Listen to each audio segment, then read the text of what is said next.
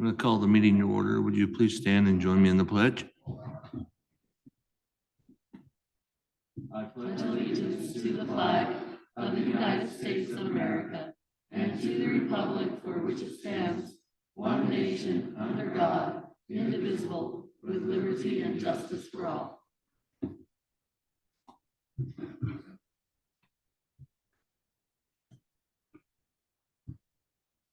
Rochelle, would you do a roll call?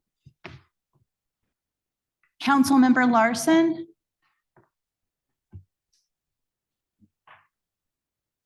I believe that he's here via Zoom. His name's up there. John, you need to unmute yourself.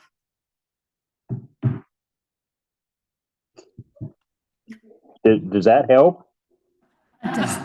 Thank you. Councilmember White. Present. Councilmember Dan Hahn. Present. Council President Cox. Present. Councilmember Stubble. Here. Councilmember Josh Hahn. Present. Mayor Richardson. Here. You have a quorum, Mr. Mayor. Thank you. We're moving on to item 2 is approval of the agenda. I think we have a amendment to the agenda. Missy? Yes, Mayor, I can either do that now or when we get to that particular topic. Let's just do it now. Okay, I would like to, pardon my pause here. I would like to amend item 6C for an award of $25,000 instead of $18,750. So the full ask of the Lander Lobos request. Anything else? Anybody else? Can I get a motion to approve the agenda as amended? Mr. Mayor, was there a second to Councilmember White's motion? Did I miss I'm that? getting one here. That's what I was asking for. So I have a motion. Can I get a second? Second? Mayor, I feel like this is not an agenda to change, but a debate on the actual topic itself. Could we just have it done? Well, that's what we thought. I just wondered. Okay. Since there's no second or topics, we'll discuss it at the time. Motion fails. So can I get a motion to approve the agenda as presented? I move to approve the agenda. Second. Got a motion by Councilman White, second by Councilwoman Stubble, to approve the agenda as presented. I'm going to call for the question. Councilman Larson? Yes. Yes. Yes. Yes. Yes. Yes. Yes. Okay. Next on the item is communication from the floor. Just a reminder, if you want to talk, come up and talk. State your full name for the record. And it'll all be recorded and limit the comments to 3 minutes. Appreciate it. So I'm gonna open up the floor for public comment. No public comment? Okay, it's gonna be a long night. All right, we'll move on to mayor and council updates. Councilman Jehan? Yeah, so it was brought to my attention at the last meeting, slurry sealing stuff. I had a person from the public come up and talk to me about that, and it is done around here. Riverton's doing it this year. They did it last year. It's half the price of a chip seal. So I decided to kind of call around. I talked to Brendan Tolman out of Powell. They've been doing it for years now, like 5 years, I believe. They do a type 2 slurry and, or a type 3, I'm sorry. It was Andy Metzler out of Powell. In 2023, they got charged $2.02 a square yard. In 24, it's $2.41 per square yard. That's for the type 3. And the type 3 is thinner. It's supposed to last 5 to 6 years. And then I talked to Brendan Tolman out of Riverton, and he said 71 Construction helped him out with, I don't know if it was the bidding process or what, but it was $3.50 a square yard last year, $2.50 a square yard this year. And this is a really cool deal. It's 4 to 6 hours to dry. They can do a long stretch They shut down the road and they open it when it reaches the solidity that they want. They had a lot of good information on the wear surface and everything. It's not as grippy as the chip seal, but they said it's excellent stuff and it makes the streets look immaculate. So I just wanted to kind of touch base with everybody on that. And that's all I have. Thank you. Thank you. Lance, you want to answer that? Sure, we've used a local slurry process. The one Dan was describing was a little different. But we did put wearing courses on some of our streets, if you remember, probably 4 or 5 years ago. And they went in a year to 2 years instead of the 5 to 6 that we should have gotten locally. Chip seal? No, slurry seals, you know, the local slurry seals. So we painted them black and we put them down like on McDougal. And over on those 2015 projects, we ended up slurring a bunch of those, trying to get them to seal. And they just went really, really quick. So this is bidded out through, comes out of, let's see, Riverton's getting theirs out of Powell. They're sinking 250,000 into their streets this year. And I mean, they're getting it out of Salt Lake City. The bidders are coming out of Utah and Las Vegas to get this stuff done. And their pavement preservation, Pavement Preservation LLC out of Salt Lake is who's doing theirs this year. And he said the guy Andy Metzler out of Powell was really cool. He said that their stuff has lasted 6 years and it looks great. They have no problems with it. He did say fill all the potholes and get all that stuff straight before you lay it, or it kind of conforms to all that and falls apart. But yeah, so I don't know. I just kind of wanted to bring it up. And so ours was out of a Powell area. It was the Cody. It was PMI that came in and did that project out of Cody. And so we can look at that and see if their specs anything different than what we spec'd before, but I don't know. We end up putting the blades down a lot more than some of those other local towns. And so we pull some of that away, and some of that wearing course goes a little quicker here than other places. But I'll see that spec. I know Andy, and see if it's any different than what we've done in the past and what we'll get out of them. I think it'd be worth looking at. I mean, half the price of the chip seal, and we could probably knock a bunch of streets out for cheaper, and it might slow down some of the complaints on our roads falling apart. Sure. No, that's great. Great. Thanks. Appreciate it. Councilwoman Stubble. Thank you, Mr. Mayor. I have 2 items tonight. I attended the Energy and Environment Task Force's recent meeting where they continue to chip away at a variety of projects. Notably, one of them, Randy, will be attending a training by the EPA on accessing funding, grant funding that the EPA offers around water quality and on various kind of projects. So I think just another testament that they're continuing to look for ideas and then attend trainings and try to learn more to bring it back to staff and to us. And they also are in conversations around efficiency on some of our buildings. This seems like the most active one with staff right now is on efficiency here in City Hall around, we have really aging air conditioners, and maybe there's some opportunities to line up grants from the Wyoming Energy Authority with our needs in this building. So ongoing conversation, always impressed, as I say often, that the degree of research they do and the conversations that they have and the depth of relationship they have with staff. I know there's lots of conversation happening with staff in the E&E group. Mr. Mayor, today, just on a note that's not exactly about being a liaison, but I attended an event League of Women Voters hosted this afternoon, which was a discussion with the author Roger McDaniel, who wrote a book about former Governor Lester Hunt. The book is Dying for Joe McCarthy's Sins, the suicide of Wyoming Senator Lester Hunt.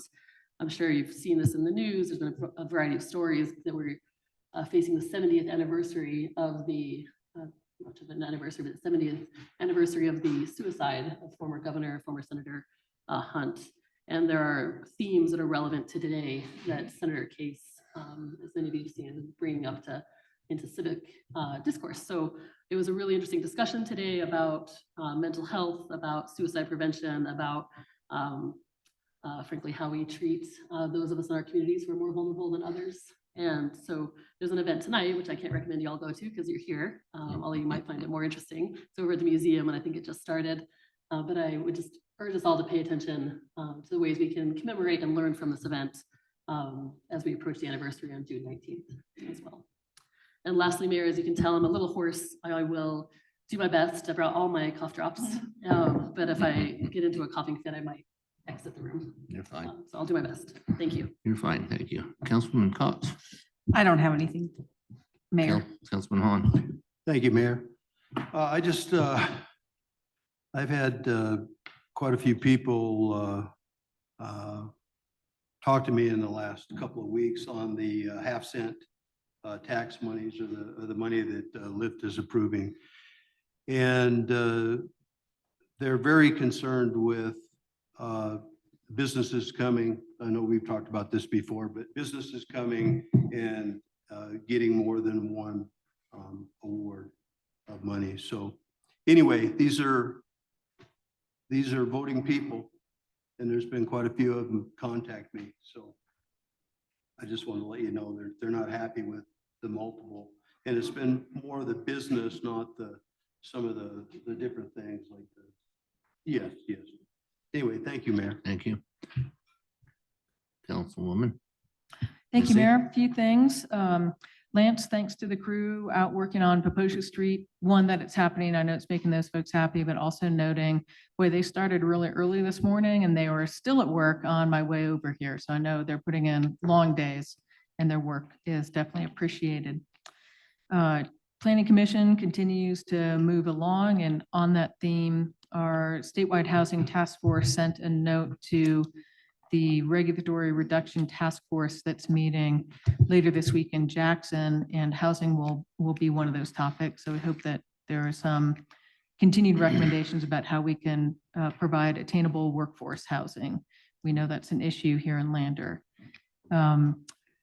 Attended some of the Lyft meetings to see what the rigors, truly, that's an appropriate word, that they're doing in evaluating these applications and making their recommendations, learning about the organizations.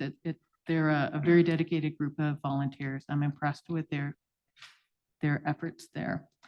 And that is it on my end. Thank you. Okay, thank you. Councilman Larson. Well, I'm kind of tiptoeing through and learning how to use this Zoom thing here. I'm not doing very well, but I'll keep it brief and say nothing tonight, Mayor. Thank you. Thank you. That was pretty quick. All right, I just want to, a lot of good things going on in our community. I'm gonna steal some of Lance's thunder. I'm glad to see that we're getting Lincoln Street back out for bids, so good job. You know, like I said, there's on Kel Case's thing, I've been talking to him quite frequently. You know, we do the mental health suicide prevention pig roast, teamed up with the VFW in July the 20th, and Kel's going to be one of our guest speakers we have that night, so he can so it's not that we're forgetting we can't make it to his things, but I've been working with him on that, so he said he'd be glad to do that. So, and like I said, it's moving right along. So I think we had a long night, so I'll go slow. So I'll go staff updates real quick. Chief. Don't really have anything today. The body cams came in, they're working great, so that's up and going. Besides that, the server, when I talked about upgrading the server and I was worried about it costing roughly, 30 or 40,000, we can actually get it done for about 800. So that's going to come in a lot cheaper too. So we don't have to get a whole new system. We can actually, our server over there, we can just add a few modules to it. It still has room to grow. So we're going to come out a lot cheaper on that. So besides that, if you have any questions. Questions? Nope. Lance? Thanks, Mayor. Just a couple quick updates. Yes, Lincoln Street's back out. I've had contractors reach out saying this schedule looks like it would be fitting of what they're looking for. So I'm fingers crossed that, That's good. a little more time will get us a good bid on that street, and we'll still see work this year. We're also keeping our eye on the potential of, if this comes in for overbid, there might be some of the ARPA funds out there that we're wondering if the state is going to give us a chance to apply for. So continue to lessen the local cost of that project if there's available dollars to do so. And then the tank floor is being poured on Thursday.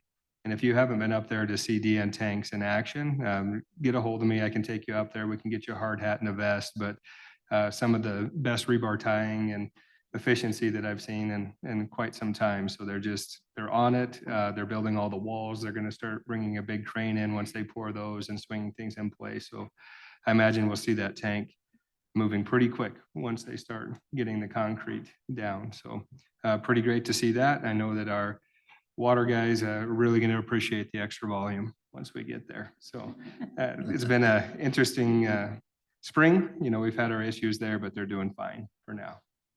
So happy to answer any questions. I took my own tour up there just to let you know. And went and looked, and it's amazing what they're doing, and talk about a floor to pour.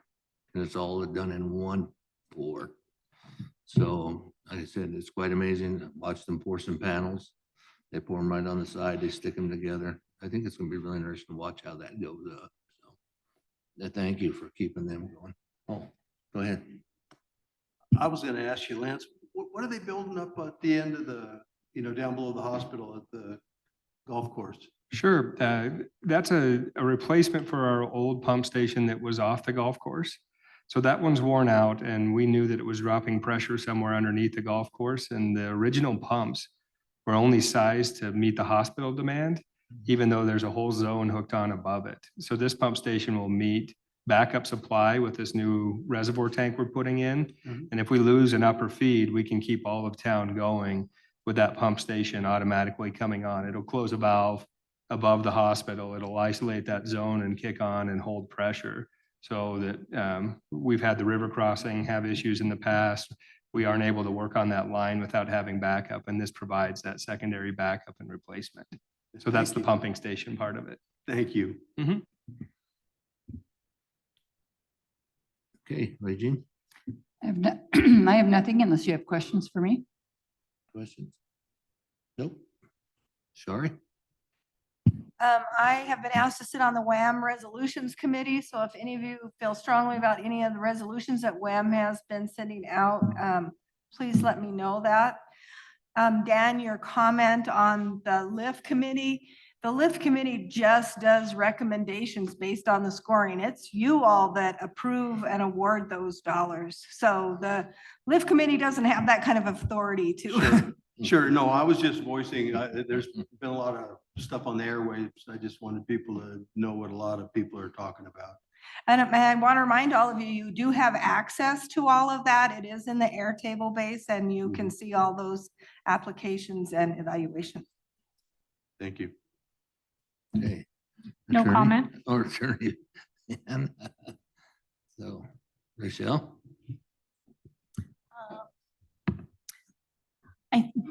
We are very close to finishing our summary hiring. I will start to advertise soon for some part-time weed and pest employees. We don't have those hired yet. Everyone, please remember that the filing window for the city council positions ends this Friday at 4 p.m. So come see me or send someone my way. People can register to vote at the courthouse, but to file for city office, that must be done at City Hall. Okay. Moving on. New business. First on the agenda, you want to do one at a time, I suppose. Somebody here for Lyft, if we have questions. Ann, right there. Okay, you can. I'm gonna let her come up because we're talking about this. Okay, first on our agenda is approval Lyft recommendations to 100% of Maven's request for $50,000 to purchase equipment to build new M1 monoculars at their Lander facility. Council first. Missy? So are we supposed to move to approve and then have discussion? Yes. So move to approve? Got a motion approved and get second. Second. Got a motion approved by Councilman White, second by Councilman Stubble. Open it up for discussion. Mr. Mayor, yes, Councilman Hahn. Yeah, I believe this is like the second or maybe more of them receiving money from this program. And they've received money from the city, to build their building, everything. If they haven't got it figured out by now, I mean, this is pretty crazy. It's almost like feeding pigeons, you know, you throw the seeds out, they keep coming back type of deal. I don't understand why it's repetitive. Mr. Mayor, Council. First of all, I want to introduce myself. I'm Marilyn Fisher, and I am on the LIFT committee. And as you'll recall, this is the first time that LIFT has come directly to the council, bypassed LIDA, and we've gone for a whole quarter without awarding any projects. I can tell you that the eligibility requirements that we have always had is that one company cannot come more than once a year for funding. And I think you all recently approved that the current award must be for a different project. So this project meets those requirements as LIFT understands it. And in fact, scored the highest on our scoring rubric. We were pretty excited about what Maven intends to bring to Lander. Mayor, and Questions? Right. I just in reference to like, I don't know, quorum, if you will, this is a recommendation from LIFT, who's done a diligent job in reviewing the process. We've adopted the requirements, the eligibility criteria at this meeting, at these meetings. And now is our opportunity to discuss what we think should be appropriate or not. It's what the council has said for many, many meetings of what we want to see from the LIFT committee. So they don't get to decide, oh, well, you know, we don't want to award Maven. That's not how that works. They go over the criteria, they look at how we've defined it and what we've requested, and they provide a recommendation as a result of that. And so if we, as a council, agree to fund it, that's us. That is not LIFT. That is not LIDA. That is us. So I think I think we should steer clear of blaming them, or a business comes to them, they do an application that we have said, this is what we want. And then it is our opportunity to say yes or no. Right, I'm not blaming anybody for anything. I'm asking a question as a whole. I wasn't necessarily directing it to her. So I don't quite understand, you know, from our point of view, how we think it's okay to keep awarding people over and over again when we have, you know, other businesses trying out.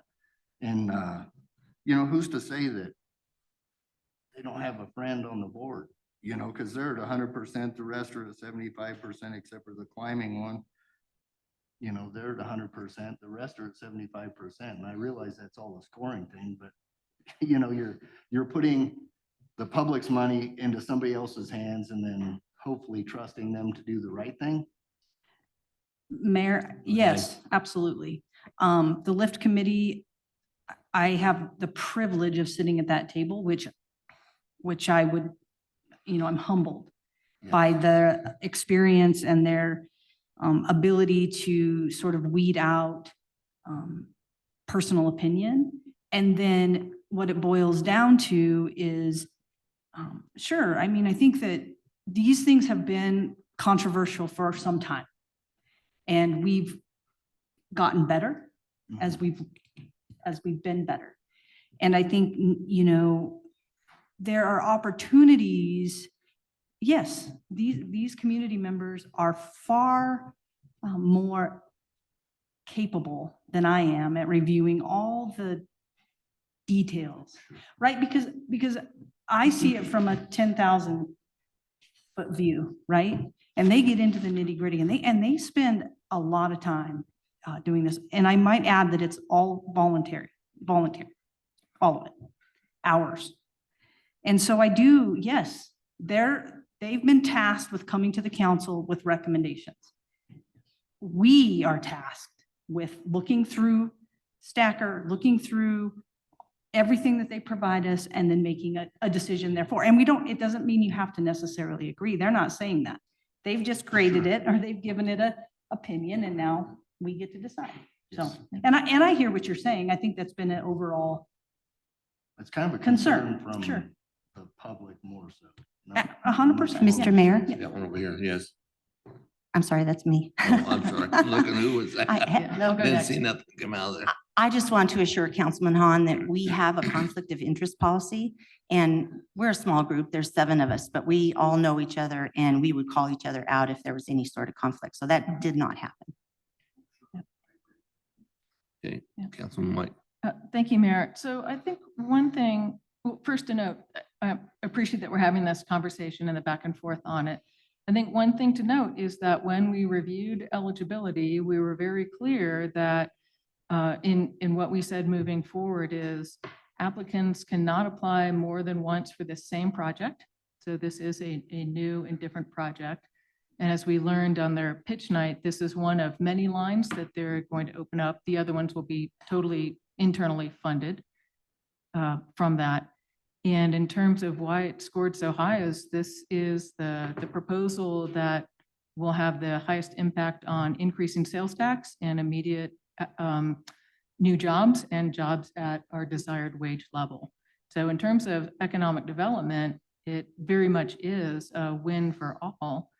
And also recognizing from public perception, since they were awarded some 16,000 from Lyft a couple of years ago for a truck, this is their second time being awarded for that. If that's something we want to make more clear, that's something, those most passionate about it should come with a proposal for us to change our eligibility guidelines and make that really clear. My concern is that if we made a decision based on that at this point, it would be considered arbitrary and capricious. It's not part of our current eligibility, and it would seem unfair to not jeopardize, but deny an application because they couldn't read our minds, basically. And that's a challenging place, I think, for us to be. So again, I would encourage any who feel really strongly that the eligibility expectations or requirements need to be further refined to come with a proposal before the next round, so we can have that better articulated and out to the community and prospective applicants so they have that information. Did you have something? How do I say this? Anyway, the lift, I tell you what, you're doing what you're supposed to do. And it's not that I agree with all of the structure that you have. We've talked about this. We say we're going to do this, and then it ends up the way it is. There's one other element here. As a council person, it's not just us. There are people, concerned citizens, just like I said, there are people that have certain ideas. And so that's another element. It's not just what you're doing. And I understand you have criteria, you make determinations and you recommendations.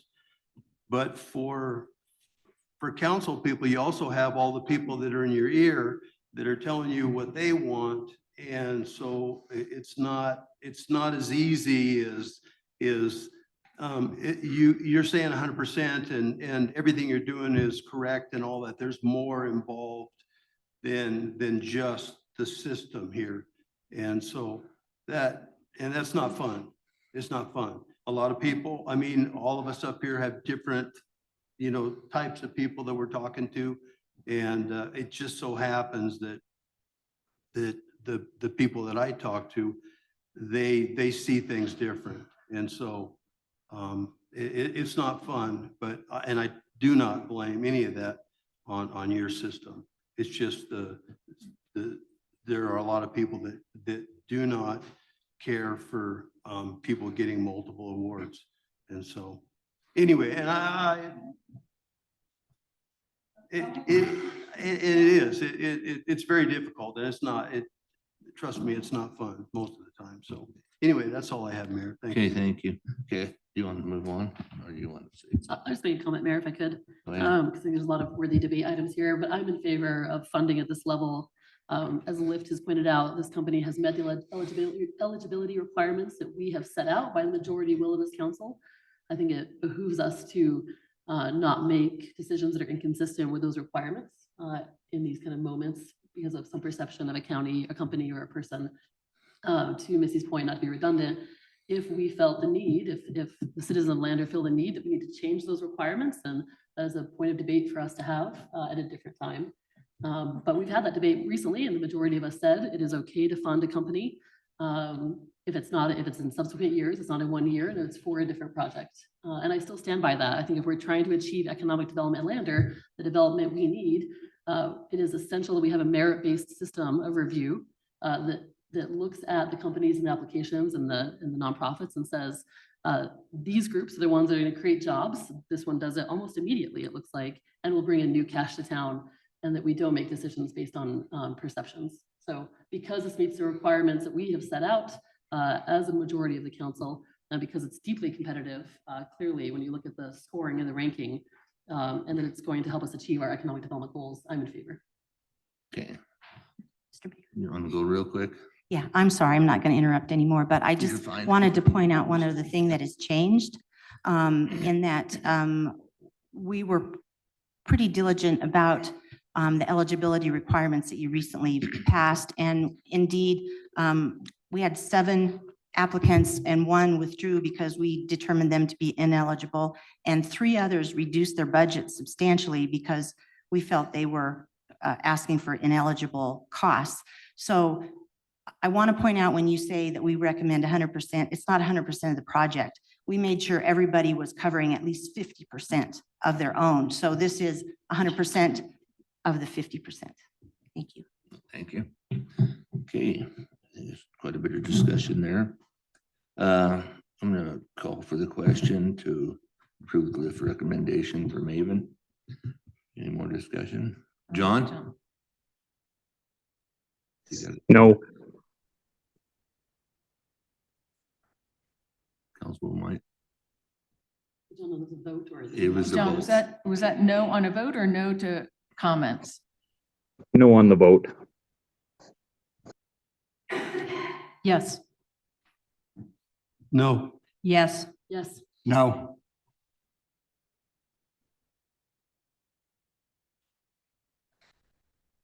It's a tough one.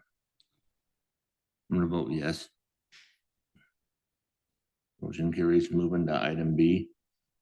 Approve lift recommendation to fund the Dandelion Farms. And Tractor expanding their offer to move to a larger space. 75% of their ask was $30,000 and awarded $22,811. So moved? Can I get a second? Second. Okay. Any discussion on this one? No, this is an exciting project. Yeah, and likewise, this is one of the applicants that dramatically reduced their ask given, based on the revised eligibility criteria to narrow it down and a much lower ask. Yeah, you're right, point out, it's competitive, it's a compelling project for sure, it meets the requirements. It's been a business watching them grow in the last couple of years, it's been really enjoyable. I think they're trying to figure out how to right size what they can offer and how they can compete in Lander, given some of the challenges that we have, frankly, right? The cost of land, cost of real estate, cost of rent. So I'm excited to see that they've continued to grow and that they are looking at, frankly, making more hires with the support. So again, yes, vote for me. Getting ahead of myself. Okay, yes, vote for me. I got a motion It's also by going to look a lot Councilwoman better White, than the. Councilwoman Stubble. Can I get a second? Did we already do it? We did second, yeah, Missy and I. Oh, you were missing. Mhm. Oh, all right. So she had a question then. Any other discussion? I'll call for the question, Councilman Hahn. Yes. Yes. Yes. Yes. Yes. John? No. I'm a no too, but motion carries. Okay, on item C, approval lift recommendations for the Lander Lobos request for the funding to host Chancey Williams concert during their public Northwest baseball tournament. 75% of their asking price was, they asked for 25,000, they're awarded $18,750. That's where we want to have a discussion. You know, I think I'll start it off. I think that we ought to have more fun of this funding go to new business coming in, new money's coming to town. And when you have concerts and stuff like that, it brings new people in from out of town. So we're getting new monies in. I know I've tried to get this guy and that's a pretty good price. So, but like I'm saying, I think that's where our half cent should be spent more on is more fundraisers for our nonprofits. So. Councilman Hahn, did you have something? Yes, sir. I totally agree with you, Mayor. I agree with things that are, of this nature that are getting funded because, not only is it something, I mean, the kids are in, but it's bringing, other families into town. And that's, I mean, that's great. I think that's a great thing. So I agree with you on that, sir. Okay. Did I get a motion in a second on this one yet? Well, can I You can make my add. amendment? Yeah. So I would like to amend item C to award the full $25,000 request. I would second that. Got a motion by Councilman White, second by Councilman Larson. He's really loud today. It is. So I just have a, anything else? Go I ahead. just have a comment. I just would like to draw attention to the adjustment in our packet where they explain why it wasn't funded for the 100% funding request. And that was due to, there is an error in the scoring matrix for events. And I'll just read it. Due to the fact that they don't create long-term jobs, they're unable to achieve the highest possible score. If we take that known error out of the calculation, then this event would have scored high enough to qualify for the 100%. So there, it's within the matrix scoring that is why, that is why it didn't receive that funding. Mr. Mayor. Go ahead. And along those lines, I think if our general appetite is to be able to do more for these kinds of projects, that one of the things we consider is, I know you're going to cringe to say it, but something an evaluation process that is more fair and equitable to these large events.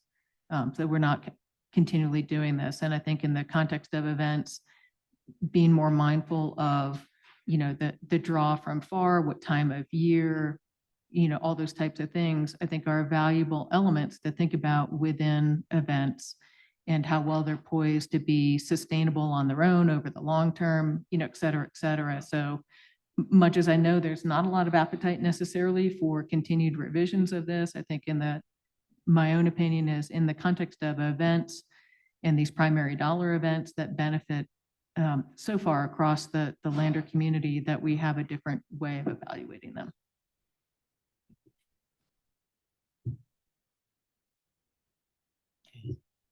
So did I get a motion? The second? Gonna call for the question and it's toward them at the full 25,000. Councilman Hahn, Yes. Yes. Yes. Yes. Yes. Councilman Larson. Yes. Yes. Okay. Got a double yes, that's good. Approval, the next is item D, approve lift recommendations for the Climbing Fest. Request for funding to expand the marketing efforts at 100% of their ask of 15,000. I get a motion in a second. Mayor, I move approval of lift recommendations to fund the Climbers Festival at 100% of their $15,000 request. Second. I got a motion by Councilman Stubble, second by Councilman Hahn to approve lift recommendations for the fund for the Climbers Fest at 100% of $15,000. Discussion? Councilman White? Thank you, Mayor. One thing I have conflicted opinions about on this one. I certainly appreciate the longevity of this program and what it does for the community of Lander in terms of all the things we know about primary dollar events.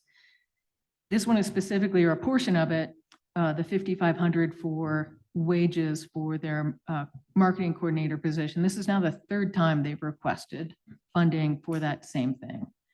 And that's one I have a hard time wrapping my head around. I do understand the challenge of the nature of the event and the fundraising for it.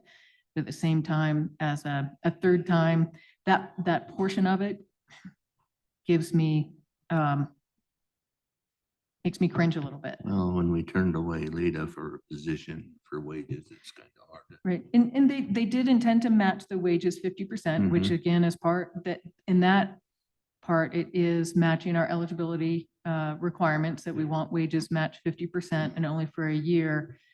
They've got that. My concern is that this is the third time they're requesting that.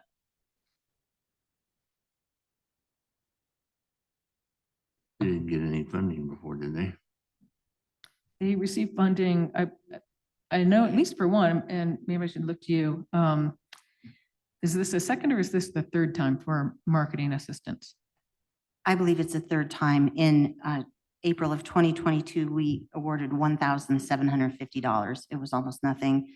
And then in March of 23, we were awarded $6,450. So a little over 8,000 total.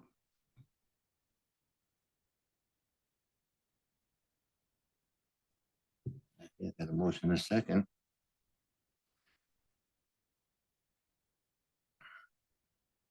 Mr. Mayor, I'd like to see if this has any palatability with the council. I'd like to amend this to be a $9,500 funding, which removes the $5,500 for a marketing coordinator position.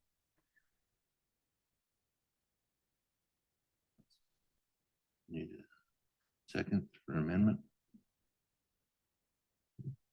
Anybody?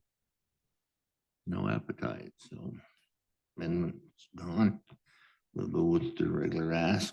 I have a motion and a second to go with the ask for 15,000. Call Councilman Larson. Yes. No. Yes. Yes. Yes. No. Yes. Mr. Mayor, Yes. I'm sorry to interrupt you. If we could just go back to the previous request on the Lobos. I believe that council voted on the amendment and then the amendment passed, but I didn't catch the vote on them Well, thank you. to pass the amended motion then. Let me skip back up. Can I get a motion? No. I gotta go back in a minute. So there was a motion to amend and a second, and then there was the vote on the motion to amend. Now that I believe the correct procedure would be that there needs to be a motion to approve the amended ask. Does that make So sense? We can go back. That and hasn't approve it happened right yet. now. Can I go get a motion on item C as amended? Motion to approve item C as amended. Second. Got a motion and a second. That was by Councilman White, second by Councilman Hahn. Call for the question, Councilman Hahn. Yes. Yes. Yes. Yes. Yes. John? Yes. Hey, yes. Are we caught up? Thank you for keeping me on tabs. All right, moving on to item E. Approve LIFT's recommendation for funding elementary performance request for funds to expand the gym equipment at 75% of their ask was 20,678 and request the award was 8,595. Mayor, I move approval of LIFT's recommendation to fund elemental performances request for an award of $8,595. Second. And a motion by Councilwoman Stubble, second by Councilwoman White to approve LIFT recommendation for the fund elemental request funding for gym equipment. Is that right, Marilyn? What you're asking for, is that 75%? Is it 20? Yes, they originally scored in the 50% bracket, but because we determined that part of their request was for rubber flooring. We thought it was specialized something, but turns out it was really just replacing their flooring that they already have. So we cut the flooring out and that brought their request under 15,000. So your requirements bump them up a level. So now it's 75% of just equipment. Okay. So we're on task with this. Any other discussion? I'll call for the question. Yes, Mr. Mayor. Oh, I didn't see you. So this, yeah, I know mine back here. This is another one of the businesses. I mean, I have nothing against this gym. I used to be a member of it. I love the gym and everything. And they're established. And they have a heck of a clientele. So I'm hard pressed to say, yeah, give them money. Every business that I've ever been around, I am related to business owners and they don't come and ask for money. They do their job and they make enough money and they save until they need to, until they have enough to afford what they need to buy. Versus relying on all of us. I'm hard pressed to say yes on the businesses that have been here forever and they're established and everything and they're making money, they're making income, they can buy new equipment if they save. So, that's all I have to say on Okay. that. Anybody else? Comments? Mayor, I'd make a comment. Mayor, Go ahead. Go ahead, John. I agree with Josh on this. Okay. Mayor, if I may, I think I would respectfully disagree that, again, we regularly are funding quite a few established businesses. And I think, again, we have a merit-based program that we want the most bang for our economic development buck. We have not set up a program that is only seeking to fund startups or high-risk businesses or those who can receive funding from other sources. So if we wanted to change the program, that's a debate for us to have, but the majority will of the council so far has said, no, that's not what we're trying to do here. So a successful business, and we've had many of them come to us saying we can get an extra boost with this economic development dollars that the majority of the people of Fremont County have approved. I think I'm okay with doing this, Mr. Mayor, because again, we have a merit-based system to get the most bang for our buck, and established talented entrepreneurs are one of the sources of making sure we get that return. How much of a boost are you gonna gain off of 1 or 2 new machines in a gym? I mean, they say here in their application that they're looking at expanding their capacity for new personal trainers and increasing the hours for their trainers. So I can't quantify that for you. I just have to look at their application, Councilman Hahn. But it is certainly going to be a boost if it's passed our requirements in this way. And I just look at it as a business takes money from the people by performing a service, right? But then you're taking their money, a second time because you're applying, you know what I mean? So it's like double dipping to me. I mean, it's, Okay. and like I said, I have nothing wrong with this gym. I love the gym. It's an awesome setup, good personnel there and everything, but I just don't see it. Okay. I'm gonna call for the question. There's no other questions. Councilman Larson? No. Yes. Yes. Yes. yes, No. Motion carries. All right, moving on. Item F. Approval lift recommendation for Wallace Woodworking request for the funds to purchase new equipment to grow his woodworking and contract business. And motion in a second. So moved. I'll get a second. Second. Motion by Councilwoman White, second by Councilwoman Cox to approve this recommendation for Wallace Woodworking. So I don't think they were recommended for anything, were they? I don't No, have anything that's here. right. So I kind of agree with Lift on that one. Anybody else? I'm gonna call for the question. This is in the negative if you don't want it to pass, so Councilwoman White. It would be. We approved it, so now we gotta, We approve not Not funding. funding. So being in the affirmative Affirmative, means you agree right. with not funding. right, Yes. okay, You can Councilwoman start White. with- John? I forget he's up there. Councilman Yes, so please make sure that I've got this right. If we say yes, we're approving not funding. Right, Okay, yes. Yes.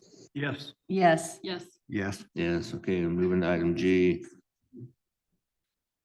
Consider authorizing a bid award to mechanical suites. Oh, this is us. We're done with lift. Thanks, Marilyn.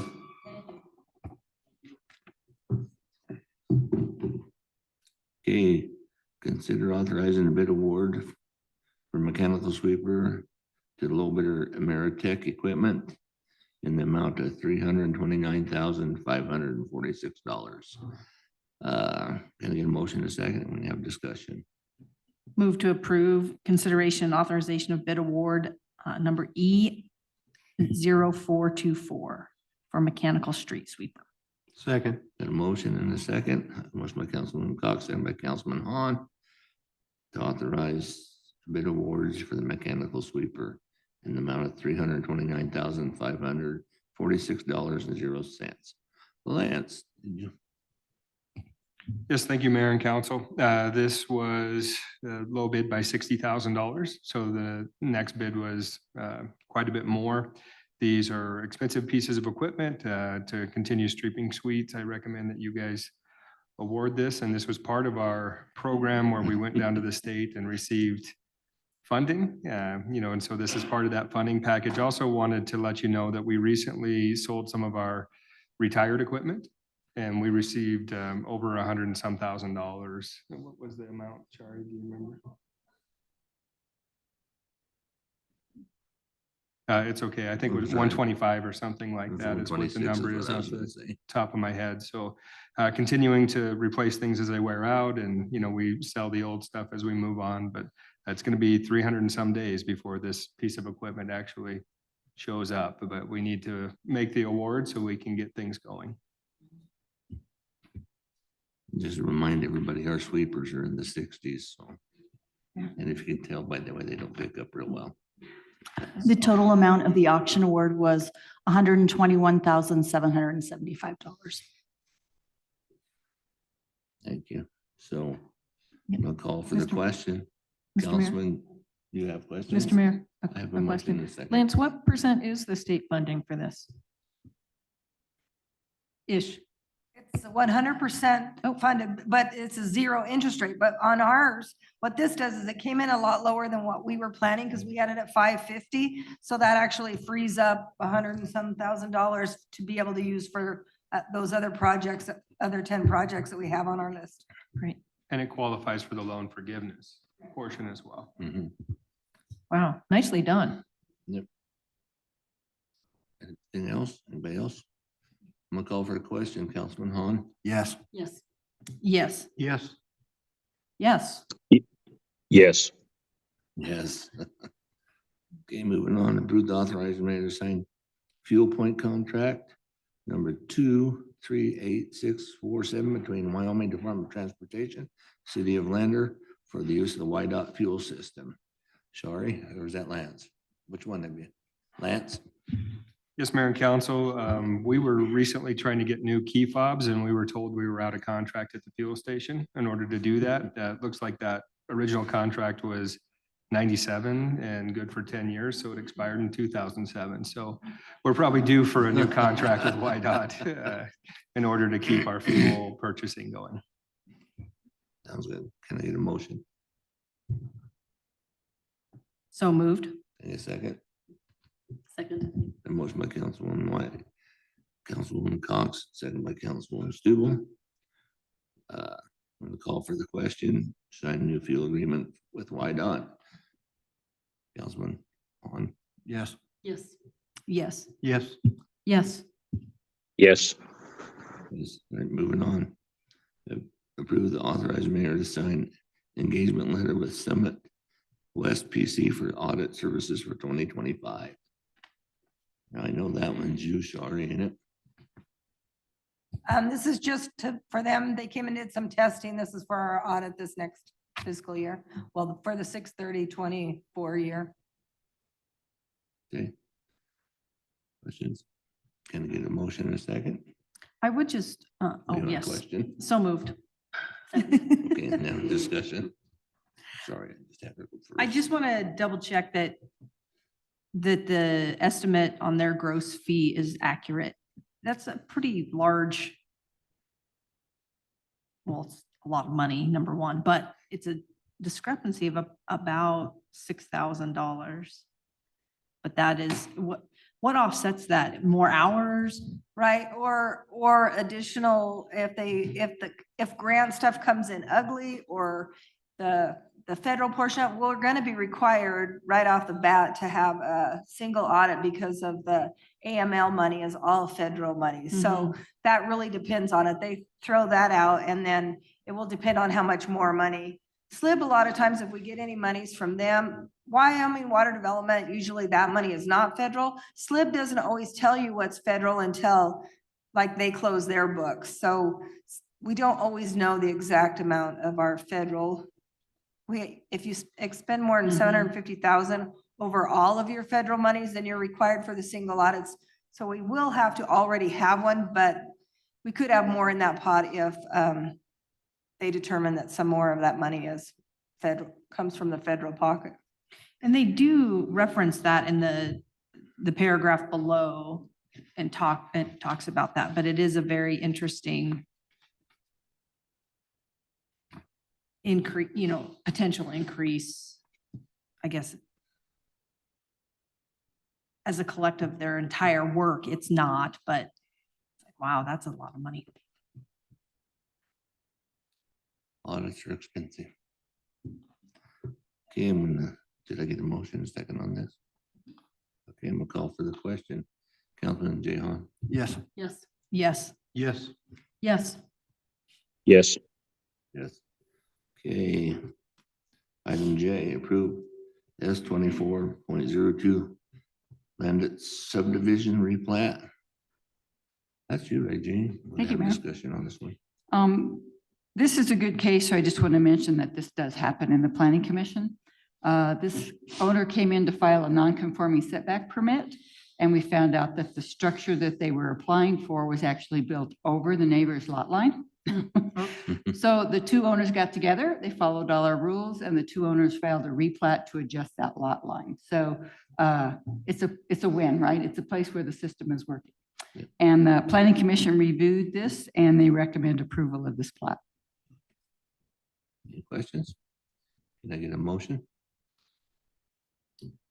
So Motion. moved. Oh, go ahead. I'll make a motion. Go ahead. Second. A motion from Councilman Jehan, second by Councilwoman Cox to approve S2402 subdivision replat. Call for the question. Councilman Larson. Yes. Yes. Yes. Yes. Yes. Yes. Yes, all right. Moving on to item K. Approve donations of a malt beverage and alcohol to the Lander Brew Fest pursuant to WS Wyoming State Statutes 12-5 402 and as a Class A industry representative. Want to have a little discussion on it, Rachel? Yes, just briefly, Oh, Mr. Mayor, and we have Megan Manning from the Lander Chamber here.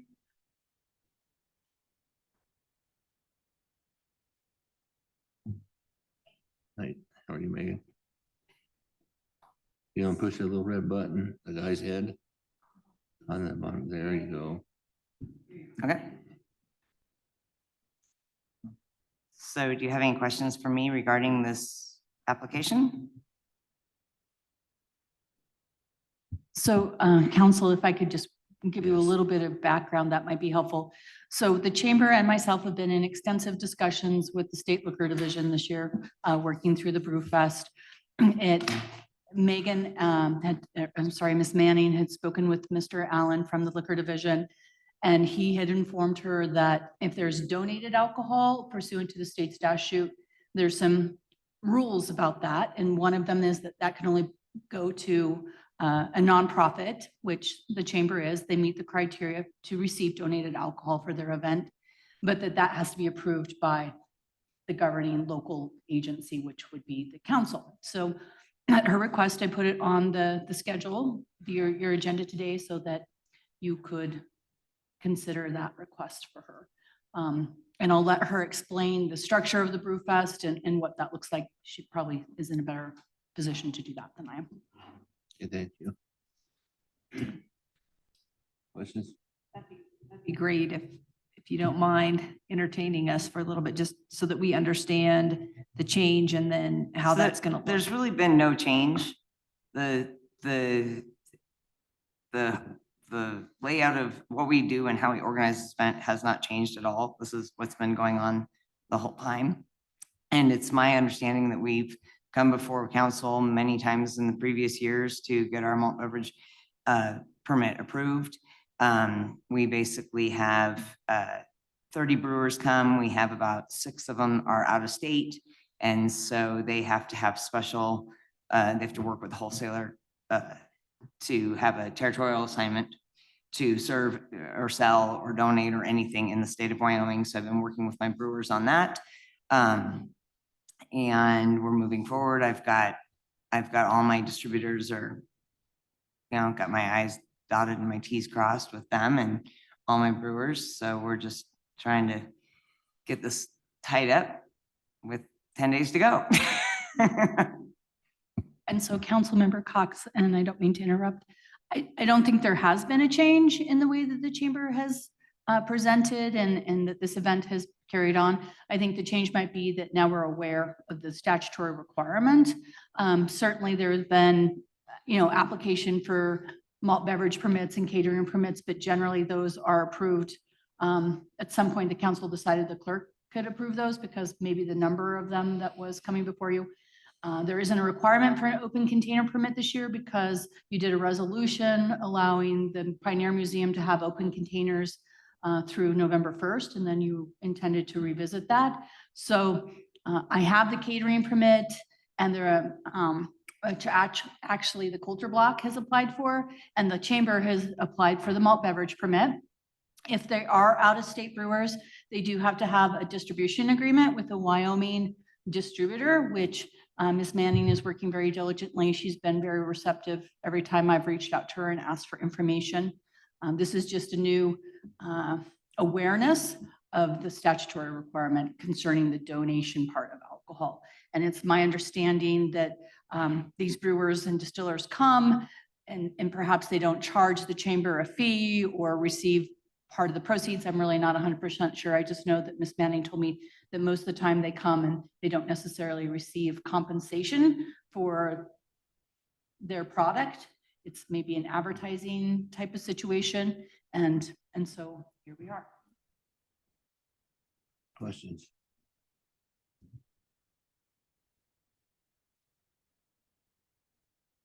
I have a concern. Maybe you can answer it. Okay. Did you have a question? Okay. I'm just concerned that we're bringing in the hard alcohol right now with these 10 vendors that you got coming in. Who's got the liability on that if something happens? So the liability hasn't changed. It still is on us, and we're the ones that's our event. So and it's on private property. We're the ones that carry the liability on that, and we carry insurance for that. I just want to make sure because that's something new. So I don't want it to come out of my pocket. Don't worry. All right. That's all I had. So can I get a motion in a second? I don't have one, do I? No. I'll make a motion to approve. I'll second. We got a motion by Councilman Holland, second by Councilman White, to approve the donation of a malt beverage alcohol to the Leonard Brew Fest pursuant to the statute, Wyoming Statute 12-5402. Okay, call for the question. Councilman Larson. Yes. Yes. Yes. Yes. Yes. Yes. Yes. Okay, since there's no other business brought before a regular council meeting, can I get a motion to adjourn? Move to adjourn? Can I get a second? Second. Get a motion by Councilman Cox, second by Councilman Jay Hahn. Adjourn, call for the question. Councilman Hahn. Yes. Yes. Yes. Yes. Yes. Yes. See y'all later. Yep, you're not staying for the work Oh. session? Oh, are we doing that? Yep, it's next. All right. I guess I'll hang around. Okay, It's a thanks, John, for doing Double header that. tonight, John. Yeah. Meetings adjourned. Let's move on. Do we need to take just a short recess, anybody? Are we all right? Okay. Okay, we're gonna move on to new business on the work session. This discussion concerning Lander Chamber MOU and budget request. Ann?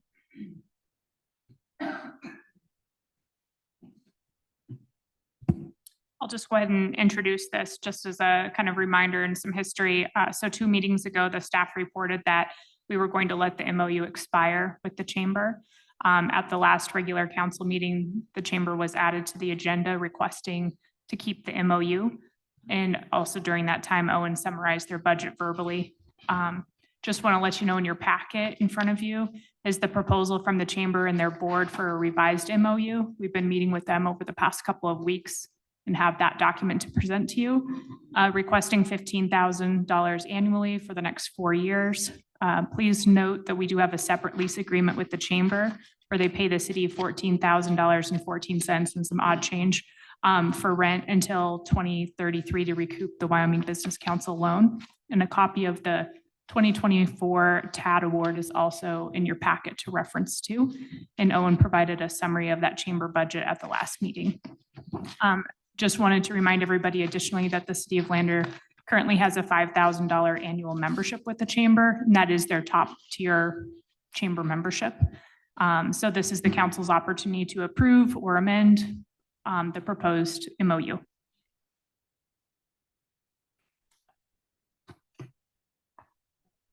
No, this is just discussion. This is work session. This is just discussion.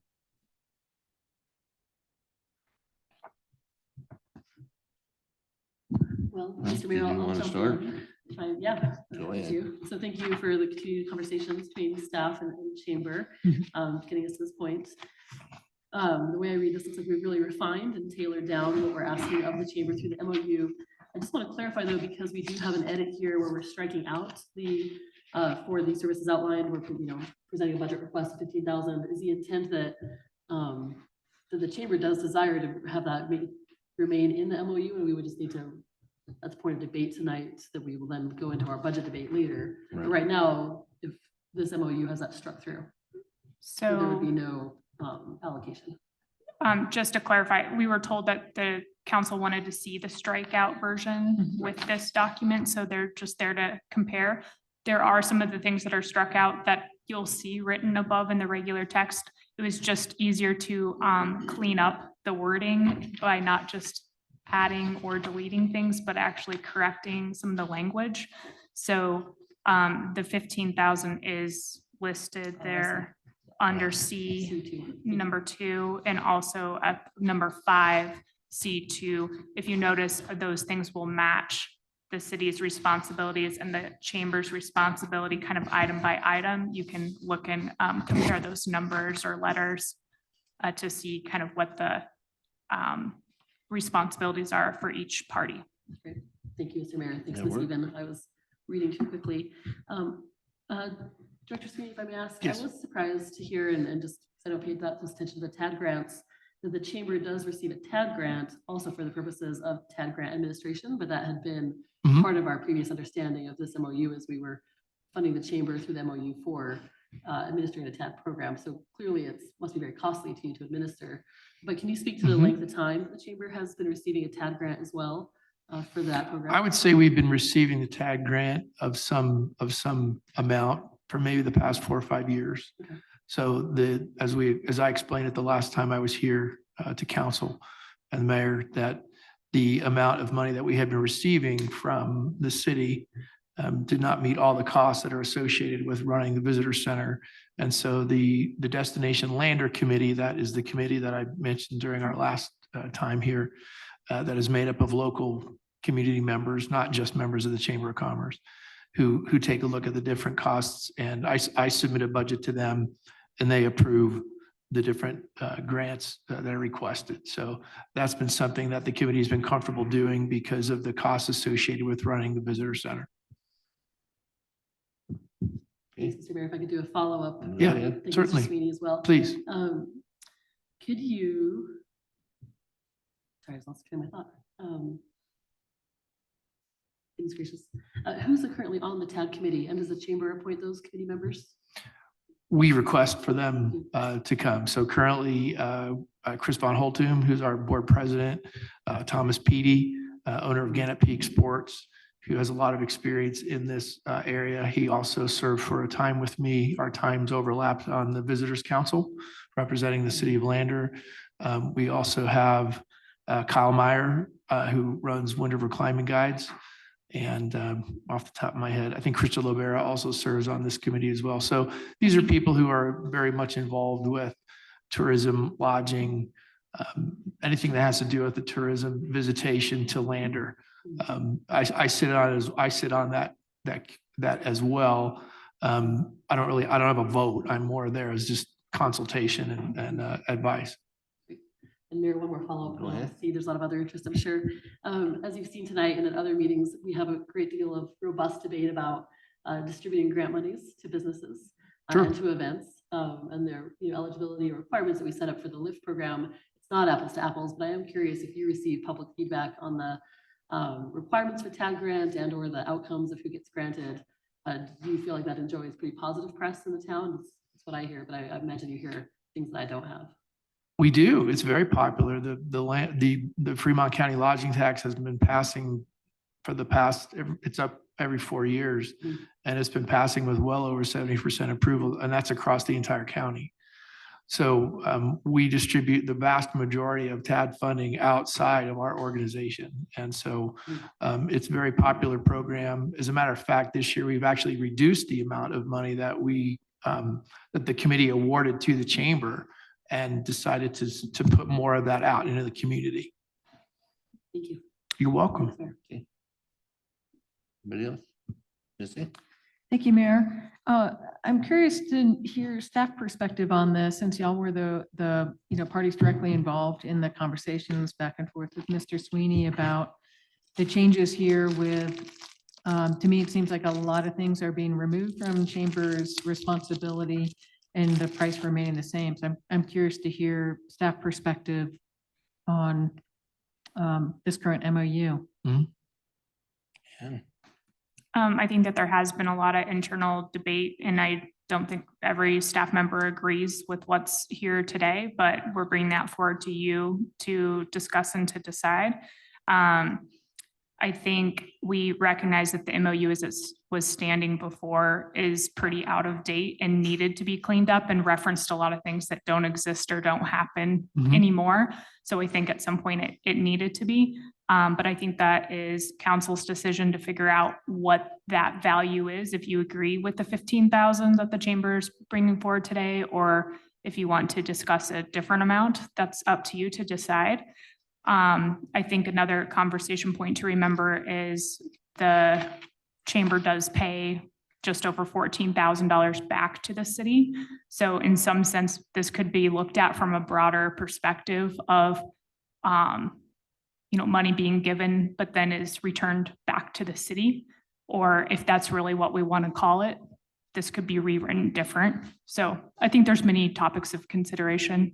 I think that there's value in the chamber membership, which is why I mentioned that we do pay that $5,000 and see value and want to continue that. I think most people agree with that.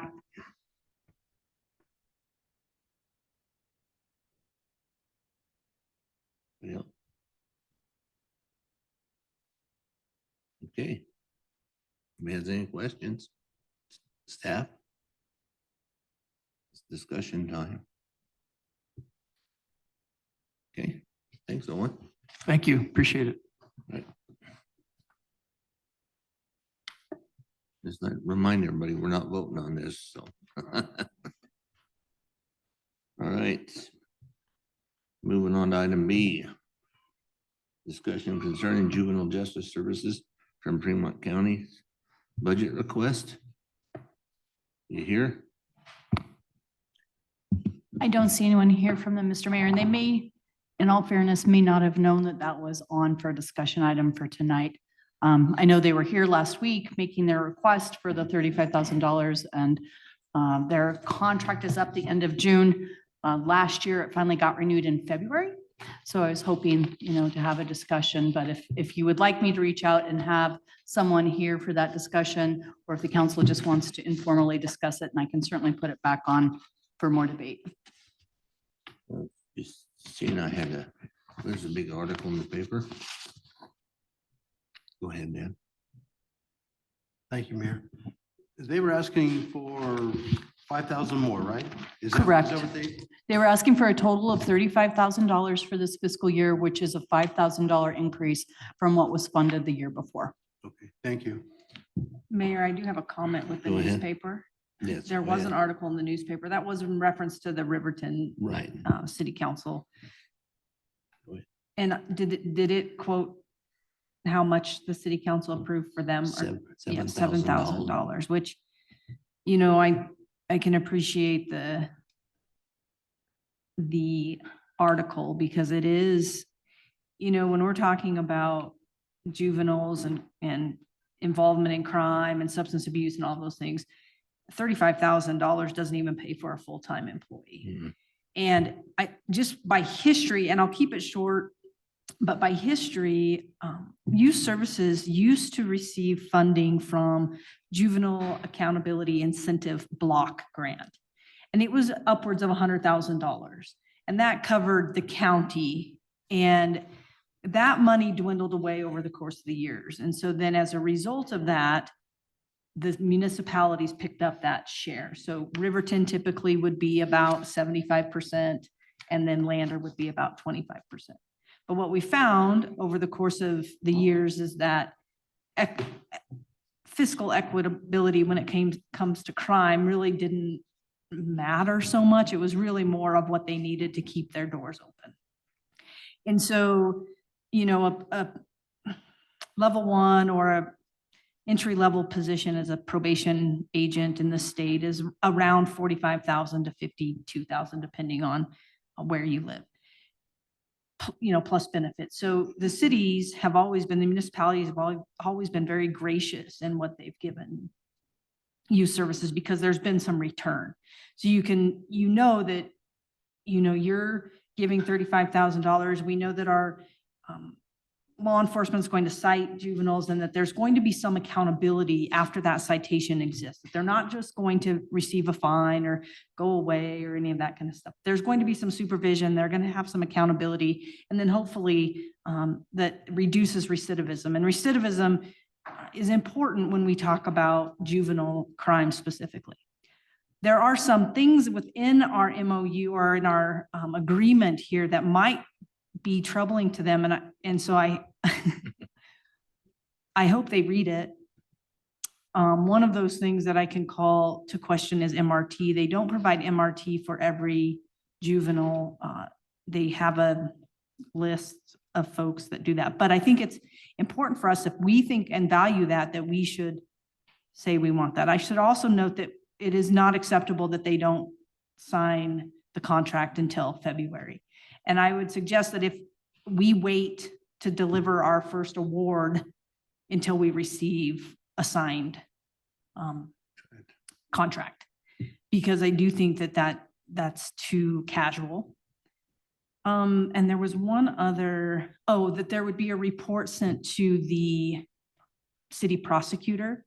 I don't know that that's been happening. I do know because it went to the spec process, which the spec process is all controlled by the county attorney's office, and then not the city attorney, but it might be something that the chief might, that his officers might want to have some information about.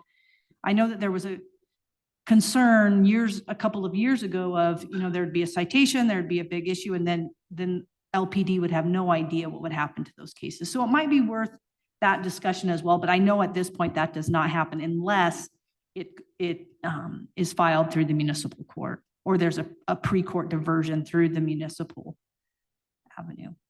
Currently, it's all through the county attorney. Those are just the concerns. Certainly, they would need to bring those up. You're not here, like I said, but like I said, it just bothered me that Riverton cut their ass to $7,000 and they have the majority of the problems over there. And I don't know what their logic was. They didn't feel they were getting according to the person the council I talked to, they weren't getting what they felt they needed out of them, so they cut their ass down to $7,000, but all that does is hurt the kids. And, Well, I think it's worth saying though, that if we're not happy with the service that we're paying for, need to tell them, we have to tell them. right? So. Yeah. Like I said, it was just quite a good conversation I had over there with them, so. Yeah. Cause it seems like we're putting out and they're not paying their fair share. Somebody can state me on that, because that's the way I feel, so.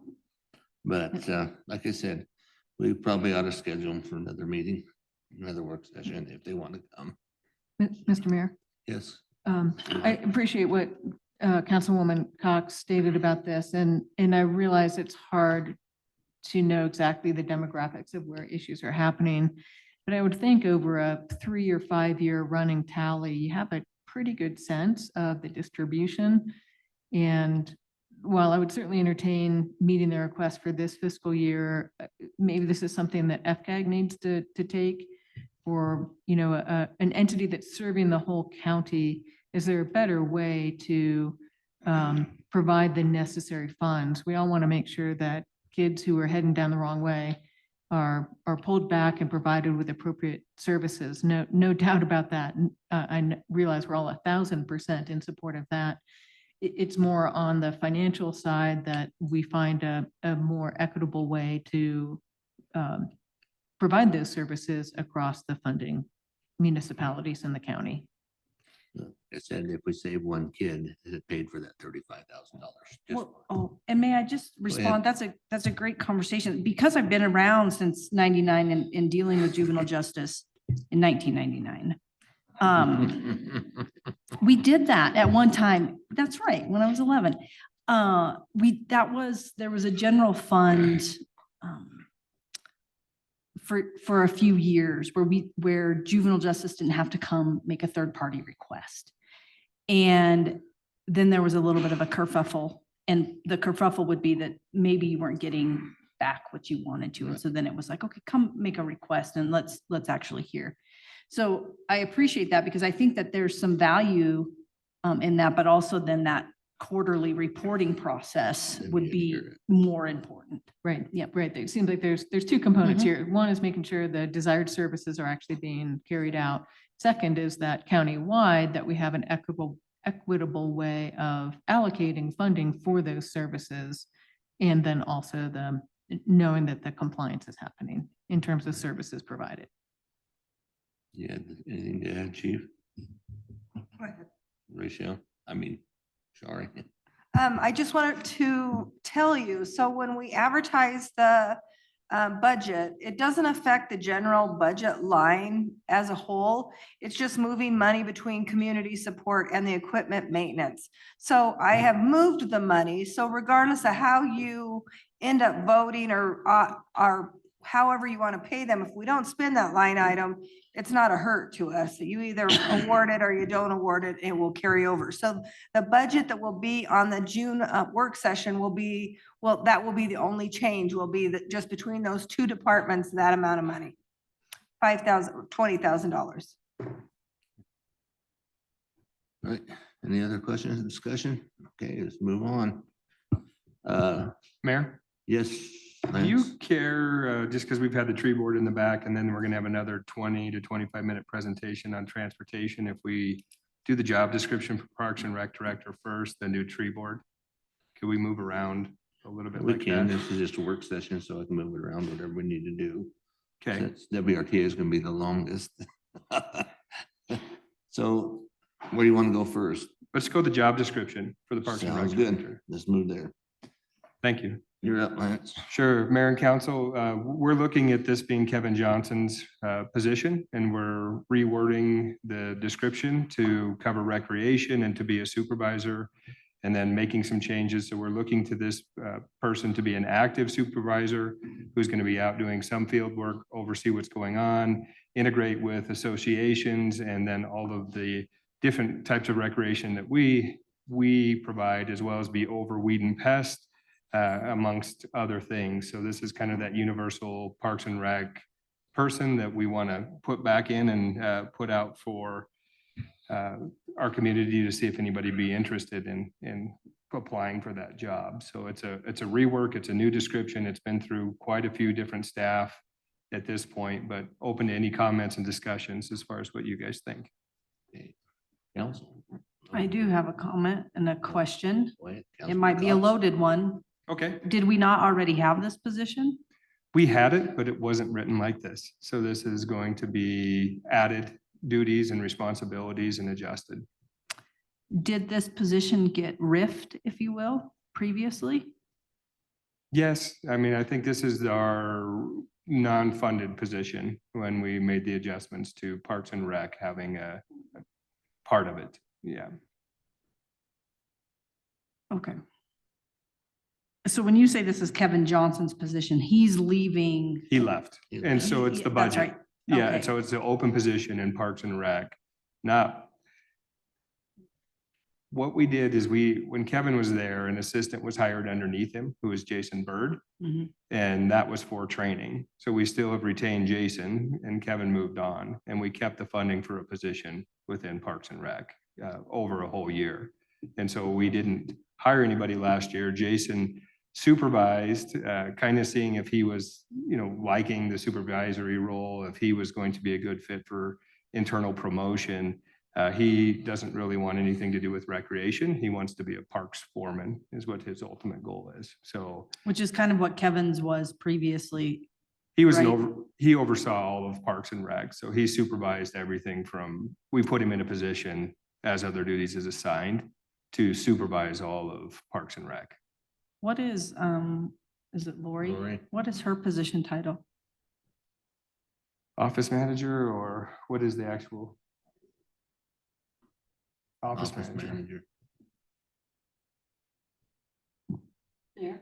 Go ahead, Councilman Stabile. Thank you. Thanks, Lance. It's exciting discussion to have this come back. Can you speak to how this job description differs from the Parks and Recreation Director we had prior to 2020?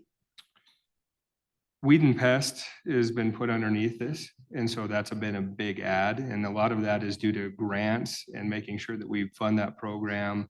There's been some boards that we're no longer participating in, but keeping tree board and then specifying associations and other duties that we got more detailed with. Okay. Thank you. Okay, any other questions? What do you think? Councilman White? Thank you, Mayor. Lance, one of the changes that we seem to be making is not directly offering rec programs, but encouraging those to happen from the community and the organizations that are better knowledgeable and prepared to offer those programs, including things like Sinks Canyon Camp and how challenging that is now for the city to have appropriate staffing for that with all the requirements.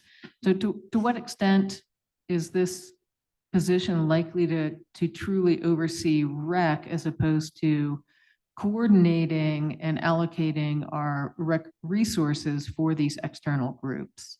So I would say right now we are offering some of those programs. So you're seeing us offer tennis and a kids program and filling the voids where needed. So this person would need to be evaluating what some of those missing needs would be in the community. And we will run some of those programs internally as we see fit. But we also have to be able to evaluate those programs, make sure they're relevant and we're not competing with other programs.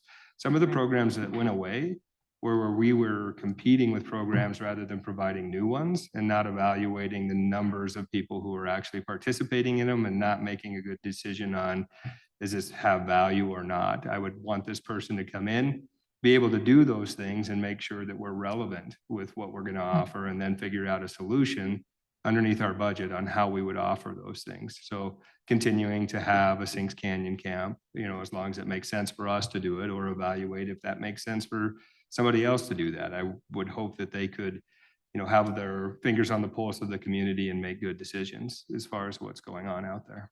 Okay, thank you. I appreciate that.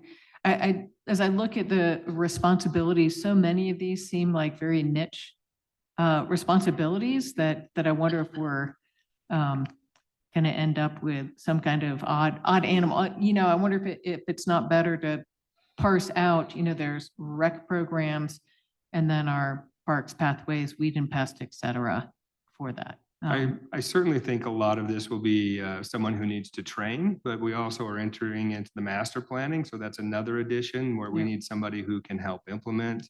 They're knowledgeable with grants. I know we're asking for a lot, but I think that there are people out there within our community who may have a lot of these skill sets that would be interested. We're trying to make it ors or equivalents and leave that open so that we're not narrowing it down too much on the education or requirements, but seeing if there is a good fit overall for somebody for these positions. And things like the weed and pest license, those things can be obtained later, not initially.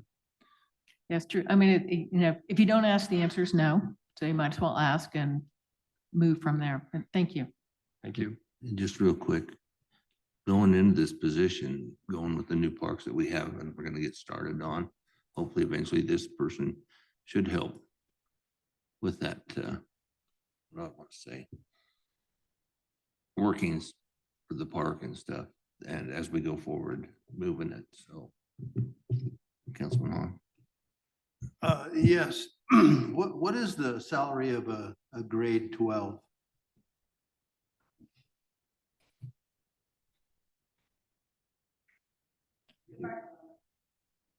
Are you retiring, looking for a new job? What's that? I said, "You're retiring, looking for a new job." Did you put it up? Yeah, I don't see it. I didn't see it. I was just wondering.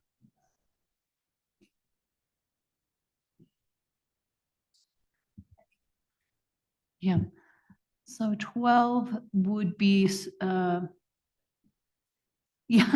I need to enlarge the type, I'm sorry.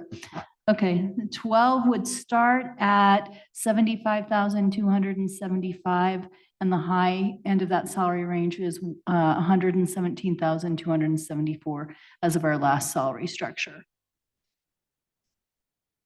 That's without benefits, right? Correct. Okay. Thank you. We're gonna ask them to do a lot too. And just so that I'm clear, because it is my thinking, so it could be wrong, that we've had this position, while it be very different, and that it was RIFed in 2020. And now, I mean, we have somebody in the room that did this. There's somebody sitting in the back of the room that was this job. And I know he did not make $75,000 to 112.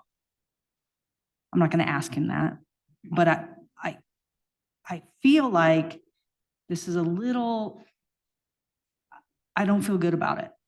I want it because I think it's important, but it doesn't smell right to me in the sense of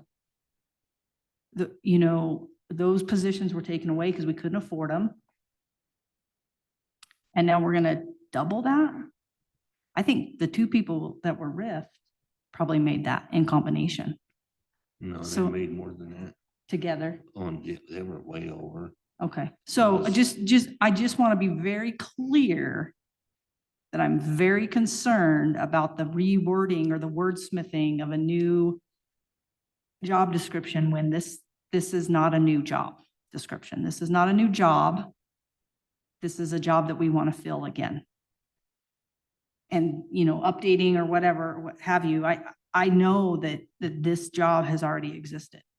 And so I think it's important that we at least, and I think starting somebody, I get it, it's a supervisory role and you have people underneath you, but you have the parks foreman, the weed and pest,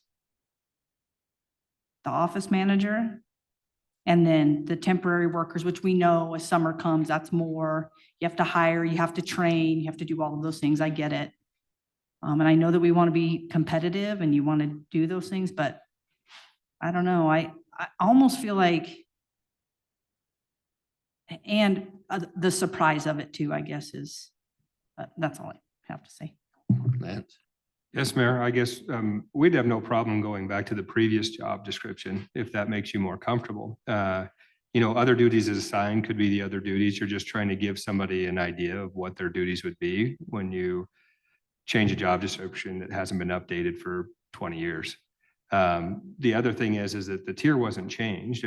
So whatever this was hired under, that's where it fell. So if you want to lower it into a different tier, we could do that, which would change the range of the salary. So if you want to move it into a different grade, we'd have to do that, but I think we'd have to go back and also change where this job, was it on there, Shari, or is it going to be added? Yeah, go ahead. But you also have to remember that we changed this wage and grade scale, and we've given some cost of living increases the last couple of years that really changed this wage base. So it's probably the same wage base that it was, but it's inflated by the cost of living that we've given over the years for it, for a starting pay. I guess my other question, and maybe better clarification, is we kept this position available to rehire even though we ripped it? And is there not, if somebody's riffed or fired, laid off, whatever we want to call it, is there a requirement that they be allowed first opportunity? Is that why we're saying we're changing? No? Okay. No, and it is expired. And Okay. so you could rehire these positions after a certain amount of time, and it expired years ago. How And many so- years ago did it, is there 6 months to a year or something? I don't know what the. Our time frame is. policy says 6 months. 6 months, okay. Yeah, and so that wasn't something that's trying to alter or change it to make it a different job description. It was to be inclusive, and we're well beyond any sort of requirement to offer that job back to. And just one comment for clarification. I heard the comment, we kept this position. That is not 100% accurate. This position was not kept. There was not a full-time employee slotted for that. This is Kevin Johnson's full-time position that would be reallocating his funds for this newly created or resurrected position. So we're not adding a new body or we didn't keep that body open for funding. This is someone that retired a year ago. Right, so but there was a succession plan and we hired Mr. Burt with the expectation that he fulfill Kevin's position, is that correct? And Kevin's position was park foreman, Kevin Johnson's. And so did we, with that position, with Mr. Bird's position, was that a new position or did he fill that position? He's in an interim position at this point, so he does not have Kevin's position at this point. So we're gonna end up having to open things up Yeah. and then create that. We're just saying we're keeping the same budget, Yeah, you know, that was in the Parks and Rec budget as we had previously. right, I understand that. What I want to know is when Mr. Bird was hired, was his position created or was it an existing position? It actually was an existing position. You know, they had it was seasonal person. And then in 2010, when we had cutbacks, that's when we really streamlined that Parks Department. So this goes back from 2010. That position did exist because Kevin was Don's, first person. And then we had we had two other people that were in there that were seasonal that worked 9 months of the year, maybe. Okay. I like what you're saying organizational chart wise, because I do think that there has been some movement within organizationally, within how we structure things. And I just want to make sure for me that I'm a little bit more clear, because I certainly, as we work on a succession plan, and when we also are talking about potential reduction in revenue in the next few years, that could be very real. I want to make sure that the people that we have in place are taken care of as well, and that we are aware of what that succession plan is. And when you talk about people filling that, and Mr. Bird was intended to fill Kevin's position and has chosen not to, for probably good reason, just to be very clear about where we're at with our employee structure. And so I think what Jason was over everything. So a lot of these Park and Rec directors that Kevin was assigned requirements, the above and beyond is what Jason's not excited about. The rest of Kevin's job, he's all for. He wants to be the city of Landers foreman for parks. I mean, that he wants Kevin's original title. What we did with Kevin was we put him over when we were short-staffed and we made reduction. Kevin was assigned to fill the void of not having the staff that we got rid of. So he had to step up and got the other duties of overseeing the office, overseeing recreation, being in charge of a lot of other things without having the job description of Parks and Rec director. He did that from a parks foreman. And so now we're splitting those duties, we're assigning those duties and looking for somebody to fill that position, thinking it would have value in Lander. From feedback from council before about, potentially putting back this position and being in a position where we think we can fund that moving forward.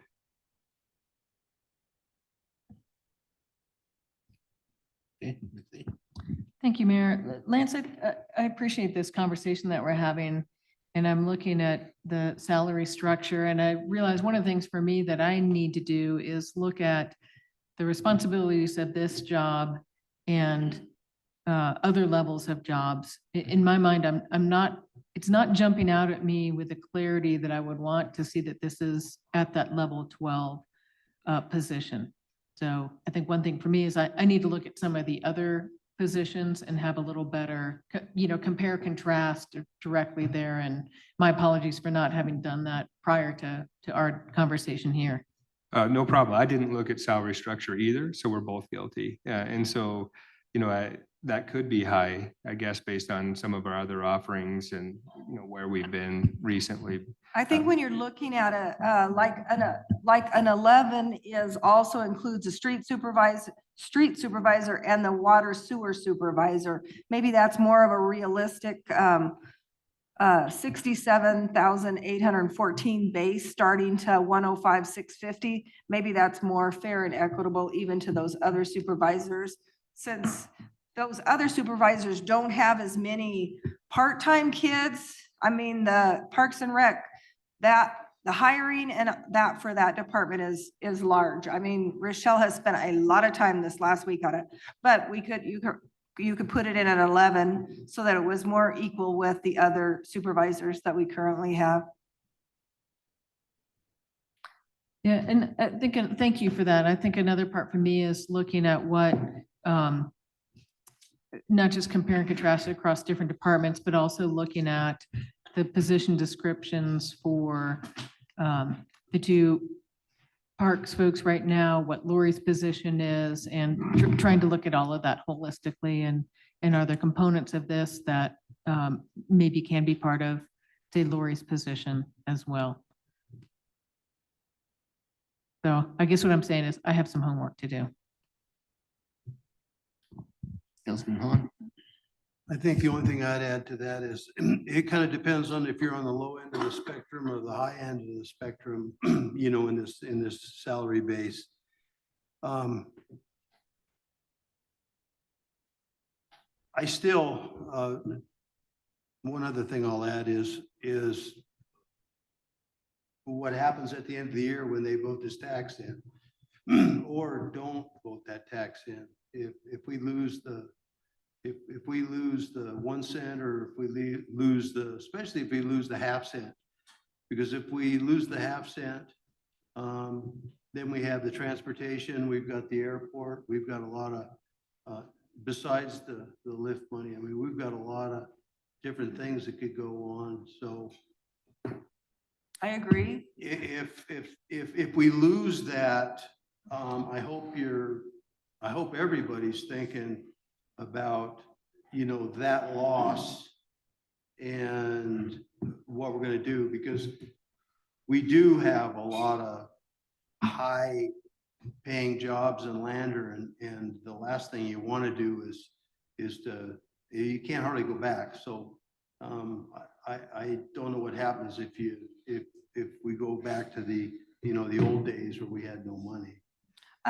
Few things, right, so right now, this fiscal year, we had an excess of over 600,000 that we're plugging to the equipment fund. So that's pretty hefty amount. I mean, I remember the days where we were short $100,000 and we were just picking away at all the small line items. So having that $600,000 cushion right now, so if the tax didn't happen, we collect those through at least the end of December. You all will have some tough decisions to make of whether you're going to reallocate, because you could take whatever's left of that lift money and not award it for the rest of the year and use that money and say, hey, this is what we're going to give the airport. This is what we're going to give ground until this is finished and done. And then don't ask us for more, or you guys figure out how you're going to fund those items from your budget and what gets funded and what doesn't get funded. That would be my idea. Yeah, I'm just saying we need to, everything might be fine. But if something, if we lose those, we're definitely gonna have to be thinking about what's gonna.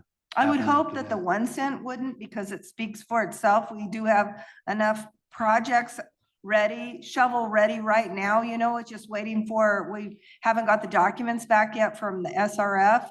We're still waiting for documents from when we got the ARPA money. So we have contracts so they won't allow us to ask for reimbursements for those yet until those grant documents are signed.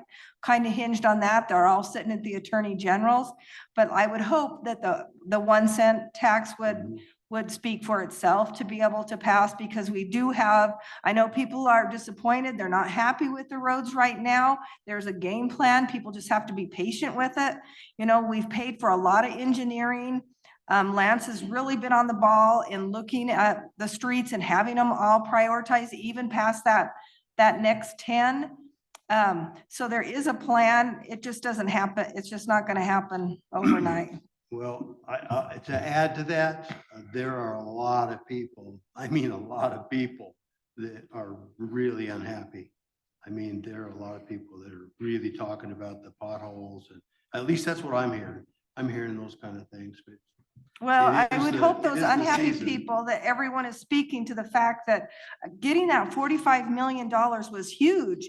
I mean, huge for the community. And when you think about not just fixing our streets, that's $45 million that's flowing in and out of wages, paying people and contractors locally to do that job. Do you know what that does? The whole cycle, if we could keep that $45 million funding contractors within our own community, how much money that brings to and growth it brings to our own community. Those people are shopping at Napa, they're going out to eat. I mean, that is such a win to bring that kind of money into your local community. Regardless, yeah. I totally agree. I'm just, the people aren't seeing anything, and we need to get something out so that people know, because they're not seeing anything, and a lot of people that's what they see. And that's what I hear. You got all this money and nothing's happening. This isn't me. These are people talking to me. So I'm just trying to. I think that's express probably people what are saying. we don't do enough of. We just don't get the word out there enough. I don't know if we're not, I don't know. Our timing always seems like it's off. I mean, Anne tries to get the stuff out, but I know there's some communication things that we need to work on for getting that message out. And we should be telling everybody that $45 million, that's a stimulus coming back to this community that will help every single business in town. Well, I totally understand. I mean, this is what they're saying. I mean, I'm just letting you know. Thank you, Mayor. We're working. I just think we got to realize too, and we need to put it out, that tank project, what it cost, 10 million. And that was at no cost to the citizens. There are things happening. The guy started down on Paposia Street today. I mean, they're down there working. Things are happening in our town, but it might not be your street we're working on. Everybody wants their street fixed, but we are working, and things are going in the ground and things are happening.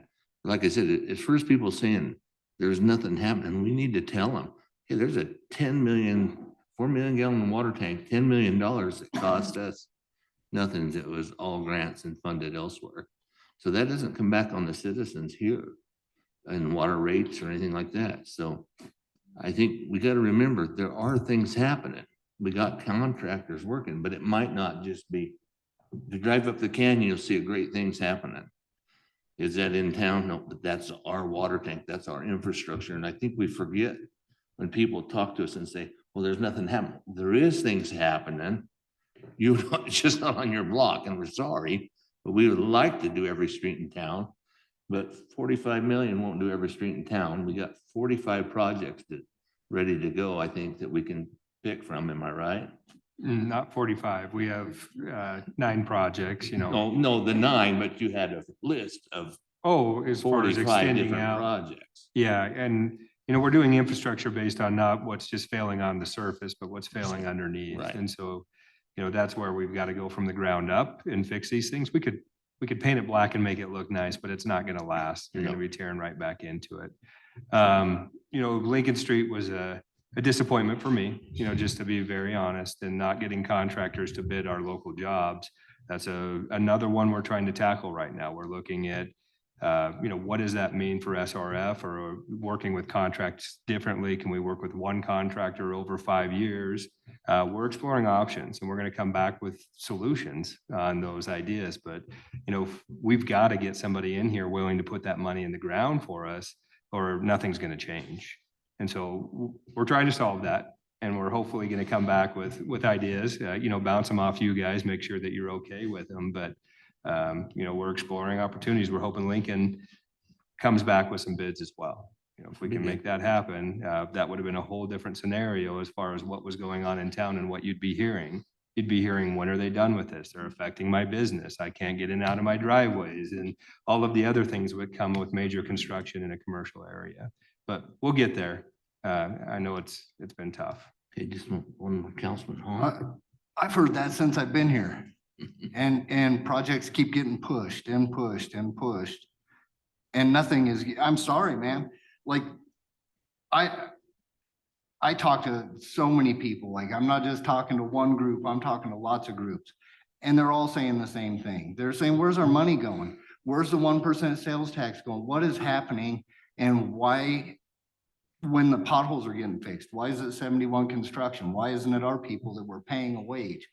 You know, this is all stuff that's being seen. I don't know where you get your pay scale. The average household income in Lander, and this is according to World Population Review, they just did a study on it.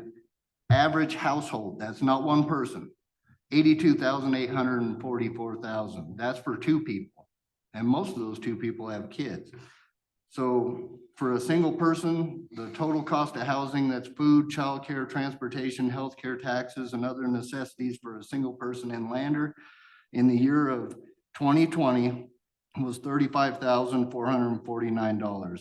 And as of 2024, it's $47,832. So if, you know, if people, everything you're doing doesn't just affect the working people. You know, you've got the elderly, you got the fixed income people that are only making a certain amount.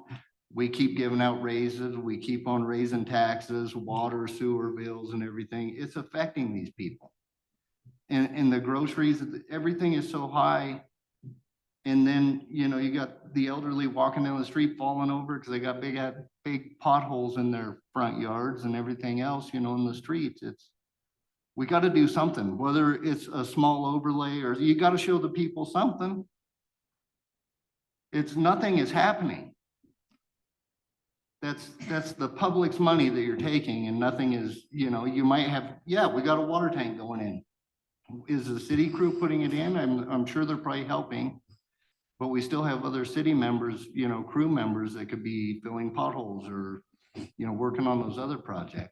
I've been telling them like where the projects are going on in Lander and stuff. It's not, they're beyond that. There's a lot of angry citizens in Lander. It's a good thing I got big ears because they're getting chewed on. Lance, how many streets was it that we did 1 block sections that we replaced the water and we did all in-house because we couldn't get local contractors? How many did we do last summer? Yeah, we sold 3 to 4, and all of those cost us about $300,000 a block, right? And that was us doing them in-house. You don't have to do the whole thing. If you just do something over the top on the people, you can't, you already said you can't fix every road in town, right? So you gotta do something to the ones to maintain them, or they're gonna get worse and worse.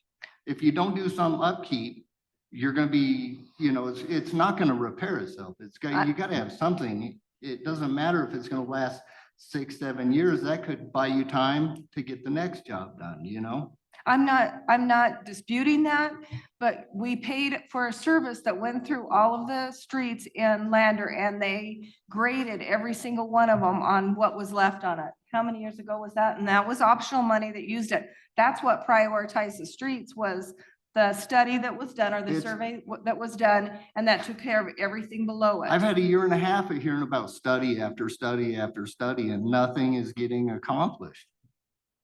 It's all the money goes into engineering and studying. That's, but this is coming from the public. I joined as a councilman to be their voice. And I'm bringing their voice to you. So, you can get mad at me or whatever you got to do. I'm relaying a message. Well, and then the optional money, we have $6 million waiting, but we had to have that money before we went after the SRF money to show that we had the money to repair the streets on all of these. And we're talking end to end. We're talking all of Lincoln from one end to the other, fifth one end to the other. We had to have that money in the bank to show SLIB that we could afford what was the street portion of it. Mayor, if I may. Yes. Thank you. I think we've had some really important debate there and aired some important points, but I, at the risk of being mundane, want to bring us back to the agenda item. Yes, thank you. And a few of the discussion points we've had on this Parks and Recreation Director position earlier in our conversation here. So I'll say that I'm pleased for the overall organizational structure we've proposed here. I'm going to chew a little bit on the weed and pest inclusion, and I'll probably call Lance and chat about that because I just want to wrap my head around that addition. But on the face of it, and barring the additional information about how it compares to other supervisory positions at the city, when I think of that grade 12 and the salary range that includes, that seems a good match to me when I look at this scope of responsibility. I mean, the number of supervisees that would be happening here, the summer hiring, and then just the scope of the facilities, frankly, that this person's overseeing through the parks foreman as well. So I don't have qualms with grade 12. I don't think I would be strongly opposed to a grade 11 because there is decent overlap there, but the cost of living in Lander and the degree of experience and leadership that we would want in this position to make this higher, I think grade 12 is competitive. Okay, thank you, Mayor. Okay. Oh, yeah. I just wanted to tell Lance, the state is having the same problems with these big projects. They can't get people in. After COVID, so many contractors went out of business, and there's not a lot of people coming from out of the state into the state. So in your defense on these big projects, there's very few people out there, and it is very difficult to get people in here, on the big projects, because there's not a lot of people left. I mean, there's not a lot of people, contractors. I mean, contractors I knew when I was growing up in contract, they're downsizing. They're basically going out of, they're leaving the big stuff. So it's very difficult, and it is not easy to try to get these accomplished anymore. So it's just a sign of the times. So anyway, I feel for you. Thank you, Mayor. Thank you, Dan. Okay, I think this tree board's up next. I think we'll just keep tuning that project out a little bit. Tree board, Lance and I met with a few gentlemen here a week or so ago, 3 weeks ago, 4 weeks ago. It's taken us quite a while to get together, and the tree board is still in our ordinances to have. It's not been deleted or gone anywhere, and we have a good group of people, I think, that want to step up and start that tree board again. I think it'd be a good thing and a good fit for Lander to go ahead and move forward with the tree board. But Lance, you want to?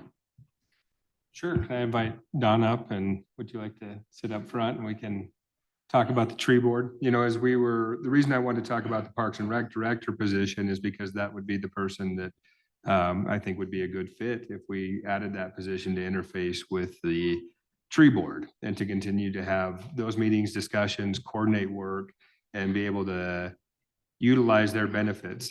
This group that is willing to volunteer their time has a lot to offer. And I think Don can speak on some of the services and some of the abilities of the tree board if you guys are entertaining the idea of a Parks and Rec director and wanting to add this back in. What was that? That's a nameplate. You guys want to introduce yourselves all? So. You got your mic up. Turn on your little head, guys. Don Reynolds. Brian Russell. Annie Rubel. Okay. So a few of you might recognize me from my former career as working for Wyoming State Forestry Division out of the Riverton office. I did that for a number of years. And well, just as y'all are talking about pay for a parks director, well, I had to make some career decisions myself. So I moved on from that about a year ago, but enjoyed every minute of it. And one of my duties was working with the communities on the district and the Bighorn and Wind River Basin on urban and community forestry issues. And Lander was one of the communities I was involved with, specifically since I live here. Moved here in 2008, got to know Don real well.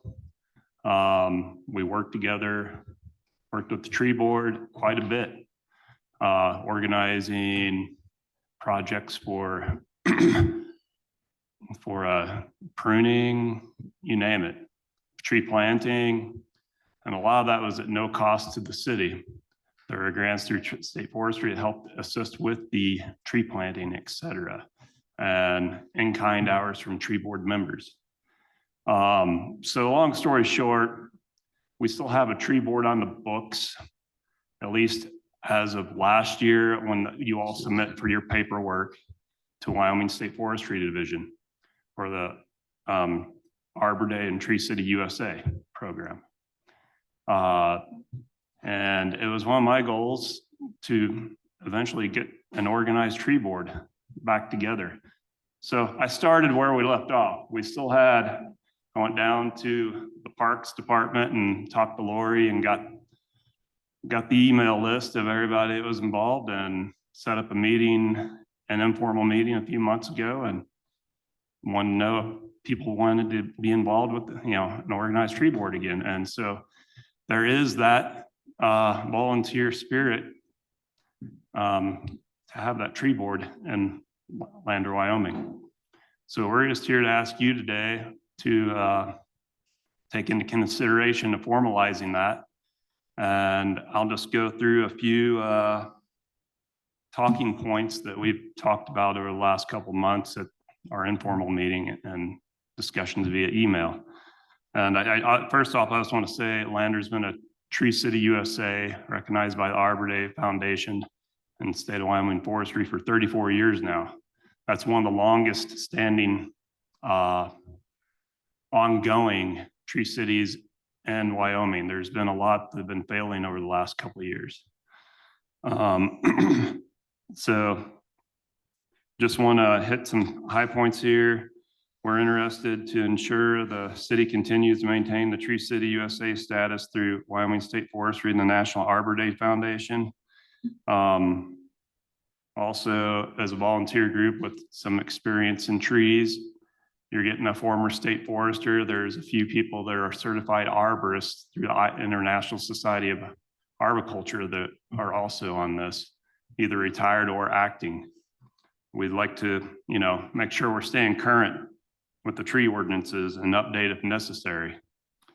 And per city ordinance, we'd just like to make sure that the people working around town on our trees, that they're up to date and also certified arborists as is required by city ordinance, I think, right, Don? Mm-hmm. Just as you require electrician or a carpenter, et cetera, to maintain their certifications. We're willing to participate and assist the city with expertise for planting and removal of city trees on city right of ways, paths, and parks. And also talking about all the new parks you got, we can contribute on looking at plans for tree planting in these newer parks that we have, and also the maintenance that needs to be maintained in City Park. I was a part of doing an inventory in the 2011 to 12, somewhere around there.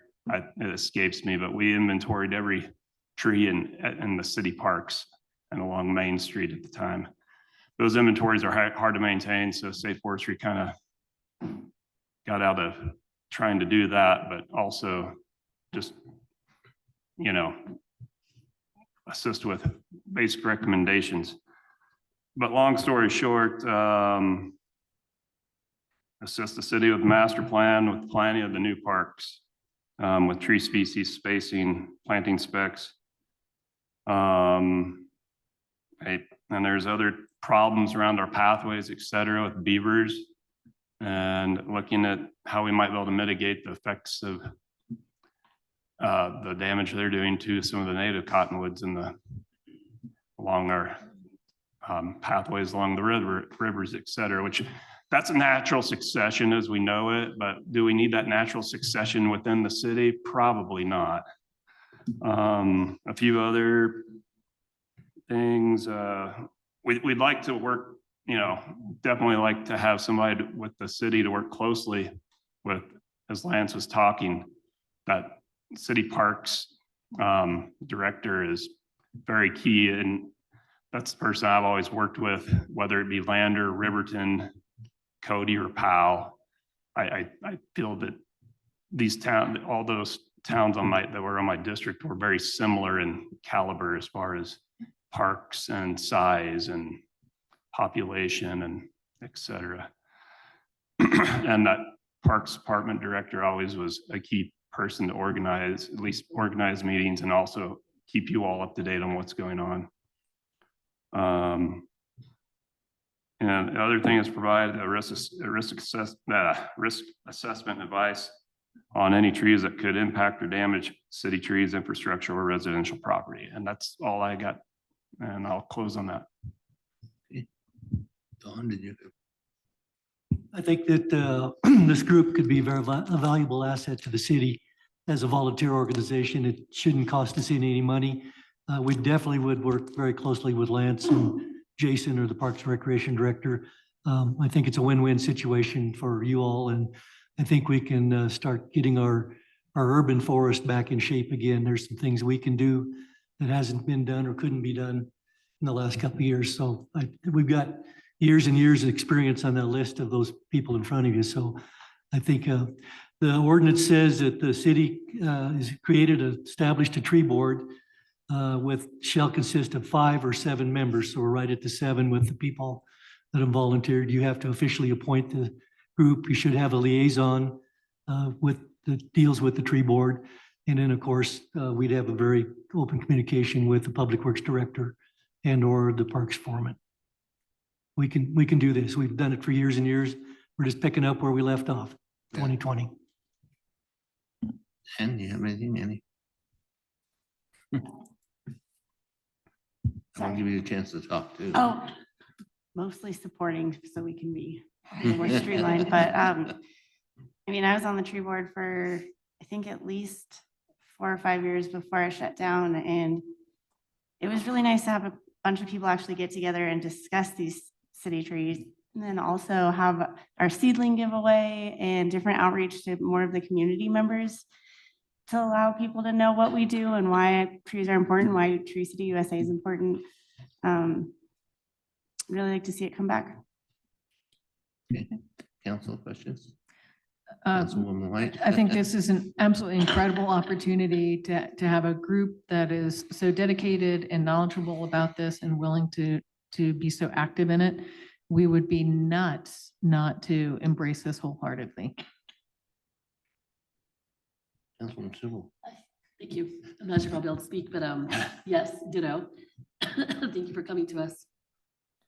There has been quite a bit of conversation around town. I've been hearing from the Energy and Environment Task Force interest in this board as well.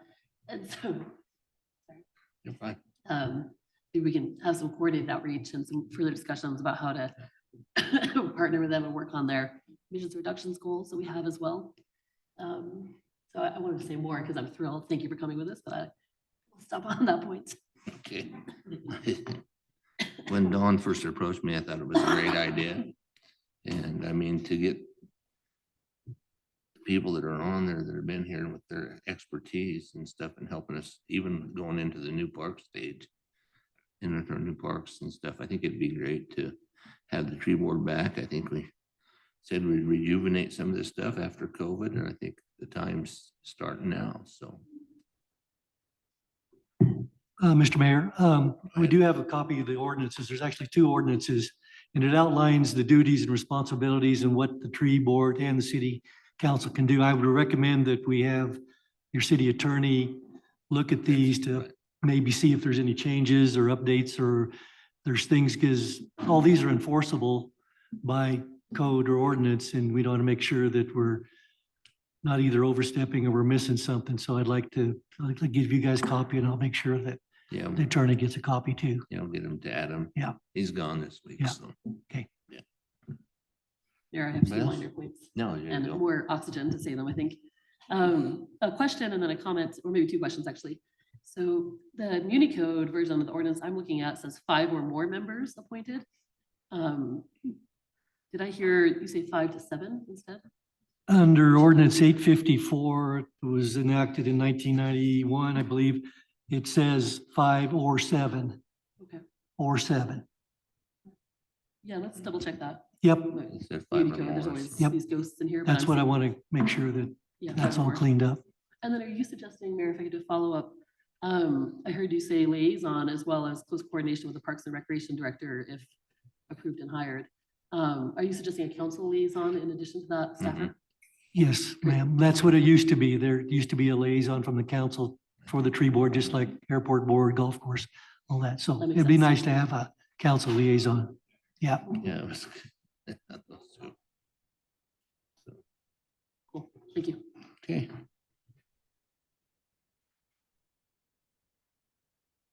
So you want to reinstate him? Not tonight, but we'll run it. Let's go back.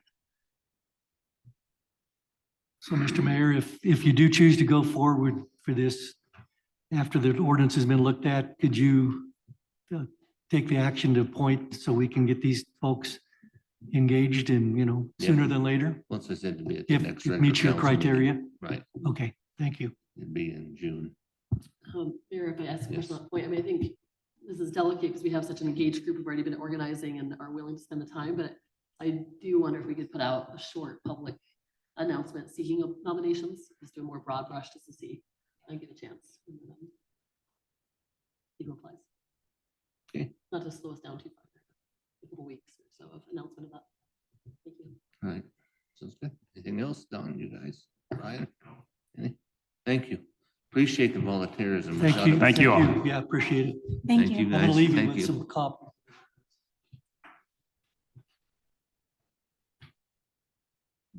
You need to take a break?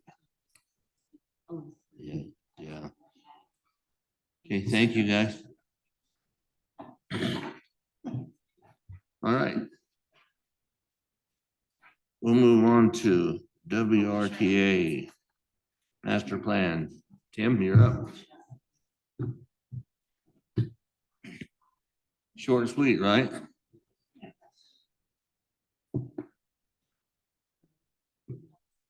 Mayor, if I may, I'm just gonna excuse myself. Sorry, Tim, You're it's not fine. you.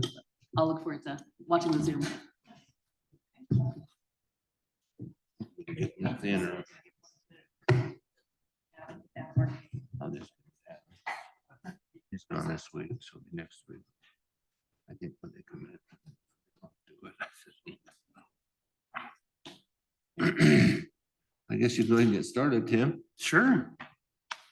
Thank you, Mayor, members of the council, for the opportunity to come share kind of where WRTA currently is and where it's headed in the next 5 years, or at least intends to.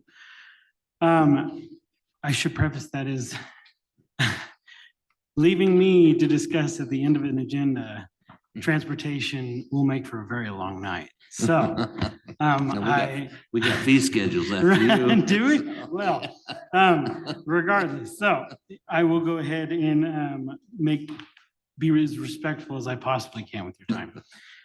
To give a little bit of history of WRTA, for those of you who don't know, because for my own educational purposes, 6 months into the job, I always find it's important to familiarize myself with the foundations of the organization overall. In 1989, the Shoshone and Arapaho Nations Transit began public transportation services on the Wind River Indian Reservation in Fremont County. In 1996, there was a conveyance of governorship over to the Fremont County Association of Governments, at which time it was retitled Wind River Transportation Authority. In that time, I won't attempt to count the amount of leadership changes it has encountered, but I am trying to track them down and kind of bolster my own historical knowledge on the department. But it's important to know where we're at right now, in that presently, WRTA operates 2 fixed routes. These fixed routes, without inundating the entire process with terminology of public transportation, fixed routes operate on a fixed line. And these 2 are what are classified as commuter lines. They're commuter bus lines. When I came in, I kind of revised its current presentation structure as they were 2 separately functioning fixed routes that are better communicated as such. So we associated them with a color line. They're orange and purple, and they operate on a 96 mile. There's a share a ride system, which is classified as demand response. It's an individualized service with door-to-door applications on a shared fare model, a share a ride model with shared fare. Presently, there was some engagement in charter services. It's worth mentioning that those funds generated are ineligible as local match for the federal grant we operate on, which we'll expand on that later on in the presentation. And then there is a considerable amount of contracts for services they're referred to. Just to put that into perspective, in FY23, the staffing hours for these obligated services have been outlined. There we go. And without getting into too much detail, it's worth mentioning for later in the presentation as well that 51.7% of FY23 staffing hours were allocated to fulfill the contracts for service that were funding some of our local match obligations. So I gave an overview in this 5-year plan of the routes, what they look like. Without getting into too much detail, there are 2 omnidirectional routes for the commuter lines presently in existence, the orange and the purple line. The share a ride Wyoming, which is our demand response. We presently employ a third-party scheduler for percentage of the fares collected to facilitate the scheduling of that service, as it is quite cumbersome to manually schedule these obligations. Next is our charter services obligations previously employed. I'll provide a little bit of description on that, as I did in the slides, is that this is transportation on a private scale, never intended to be employed by a public transit organization, and is penalized for it if we do employ. So it's worth mentioning that these services are not held in high regard by the state or federal officials. Our Head Start contractor service, considerable amount of resources dedicated to fulfilling that contract every year. It's very allowable, but it does present some downsides, that it has immense wear and tear on the resources within WRTA. Whistle, our Wyoming Services for Independent Living. This is such a large contract statewide also that it is actually itemized in our reporting every month to the state. And then our QHSO services, which is defined as the acronym Qualified Human Service Organization. These are allowable contracts by the state, have an Appendix A. You have to review that appendix fairly frequently to ensure that your engagement in these contracts is not violating any further federal statutes, of which I might add are plentiful. So this is not also including the over 400 pages worth of circular information, itemized circular information. It is merely sourced in the federal master agreement, state master agreement, and all following appendices. So it's important as we move forward into this 5-year path for WRT to understand why public transportation actually exists. And it's important to note that I connect with a 10-year career in public transportation with exactly how public transportation can impact a community when implemented effectively. Its main purposes throughout all modes or modal applications remain the same, is that it has to provide accessibility to the essential services for the public it serves. Social inclusion and equity, which is only to say that regardless of who you are, how old you are, what disabilities you might have, you have equitable access to those essential services. Your infrastructure sustainability, a big topic at the federal level conversation. As put plainly, is that every mile that public transit reduces individualized, actually, I'm going to simplify that further. The less people traveling on the road, the longer the road will last. There is a large economic development advantage of public transportation in so that every dollar on the federal level that has been invested into public transportation has rendered a 5-time return on national GDP. Tourism and recreation, which there are plenty here in Fremont County. Emergency preparedness is there's a key element of every public transportation that is obligated in all costs to lend its resources to emergency preparedness in if certain events happen. And then community cohesion, and put plainly, you're forced to engage with your neighbors if you're stuck on a bus for 20 minutes. So, further, in moving forward, redefining our focus. And now I do also want to preface this slightly with, I am engaging in the cardinal sin of any change in leadership of an organization for main reasons, and that is you make no changes for the first year you're there. The only reason there is change occurring is because there's scope drift that has occurred over a year that we have to realign with our focuses to ensure that the state and federal guidelines are met. So I fully acknowledge for any of those criticizing the changes occurring, it is purely for the intention to realign the scope of public transportation in Fremont County. The previous prioritization of the organization has highly prioritized its local match generation ability. And that is essentially utilizing contracts for service, which in review of are highly cumbersome or highly consume our available resources. And then we're attempting to utilize charter services additional to offset additional funds. Now, second to that in our list of priorities was our service obligations. Is how do we fulfill our mission as a public transit entity moving forward? Our first priority under that was our contracts for service, because how can we operate without the funds to do so, without the funds available to leverage our federal grants? And then our share ride, and then our fixed route services. Under a redefined prioritization, I recommend in 5 years we transition our focus to primarily our service obligations. And above that, the most impactful is the fixed route services. In a community like Fremont County, you have a high use of, there is a high percentage of the population who commutes. So making sure the services we provide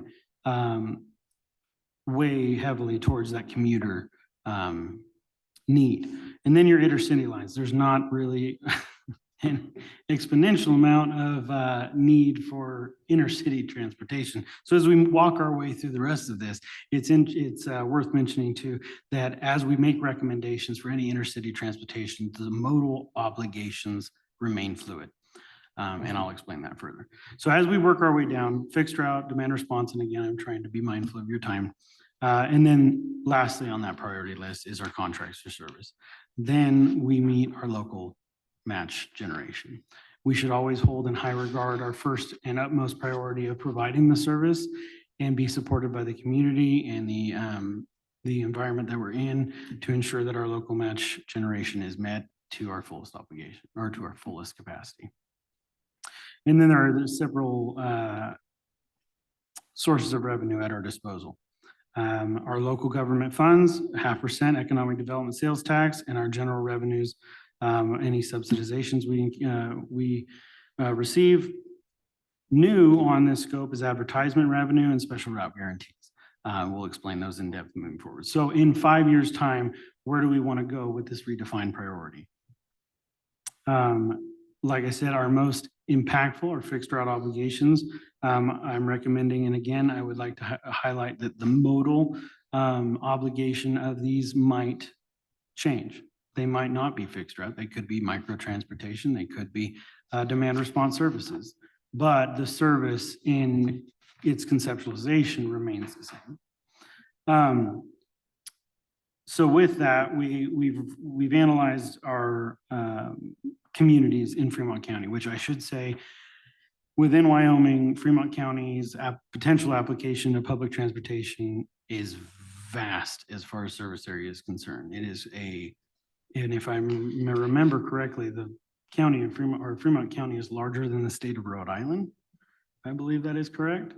And so we are operating with a fraction of a % of the funding for a larger service area.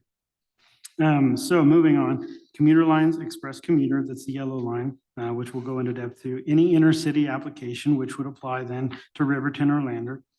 Demand response models, it's important to not get too overextended with programs. So I'm recommending that just a single addition in a share or in a safe ride program, in addition to the share ride demand response. Consolidating our contracts for service to ensure that they align with our mission and scope. And then our QHSO services offer dedicated service to all QHSOs so that are qualified.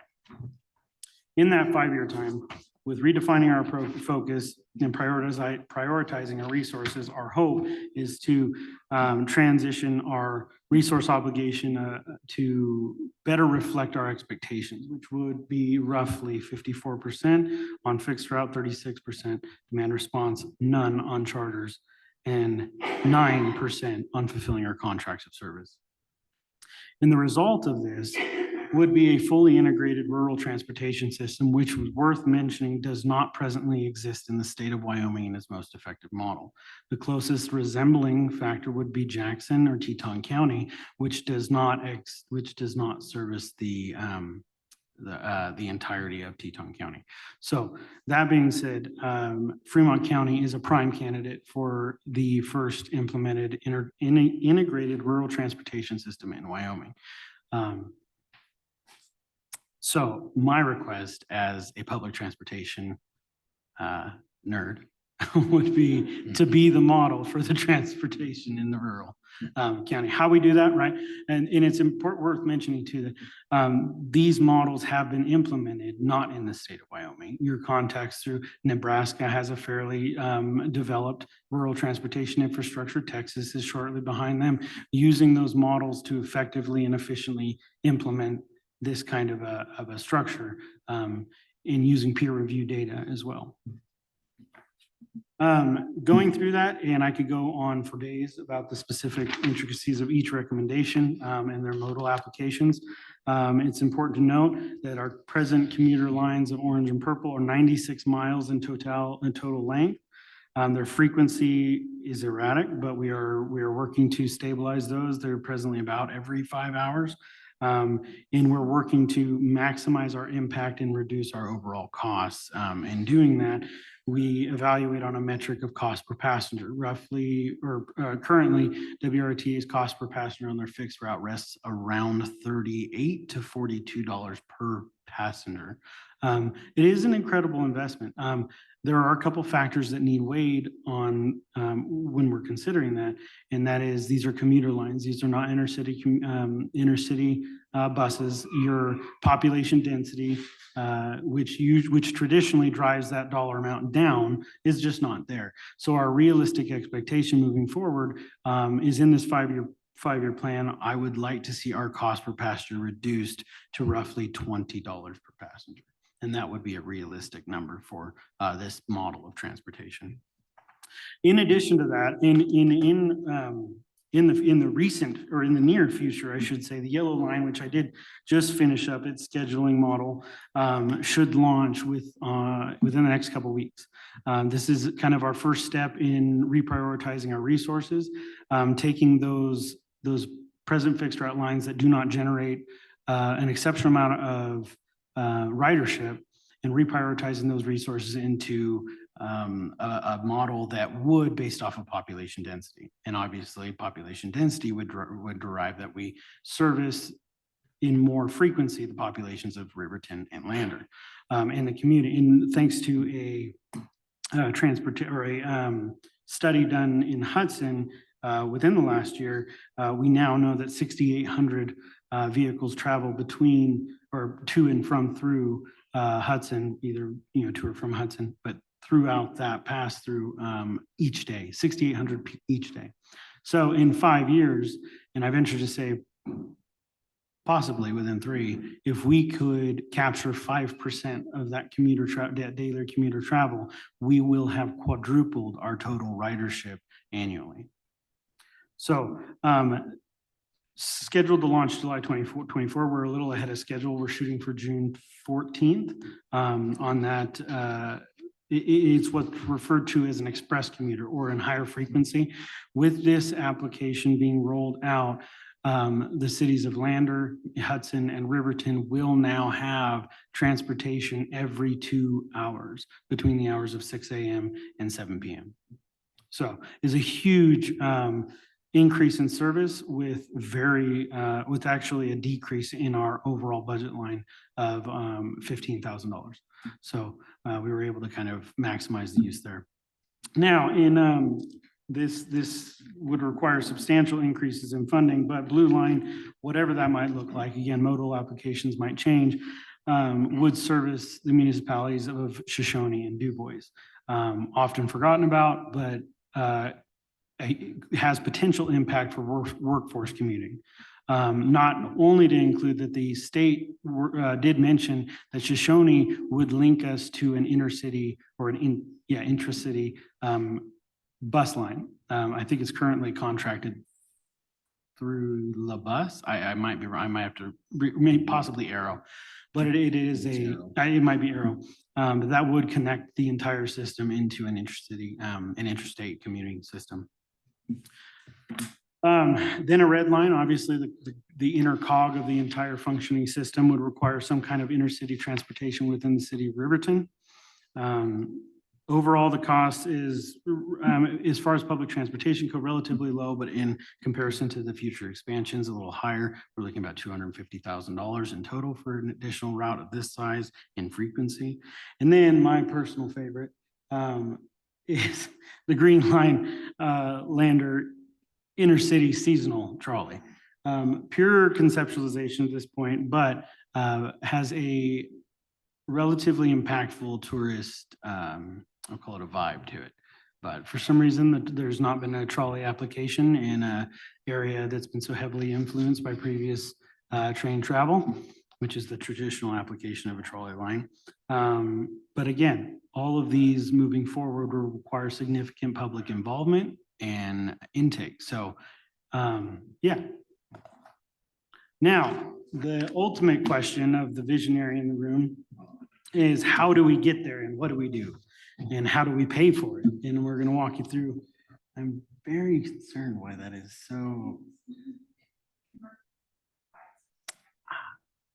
Okay. Well, I'll walk you through.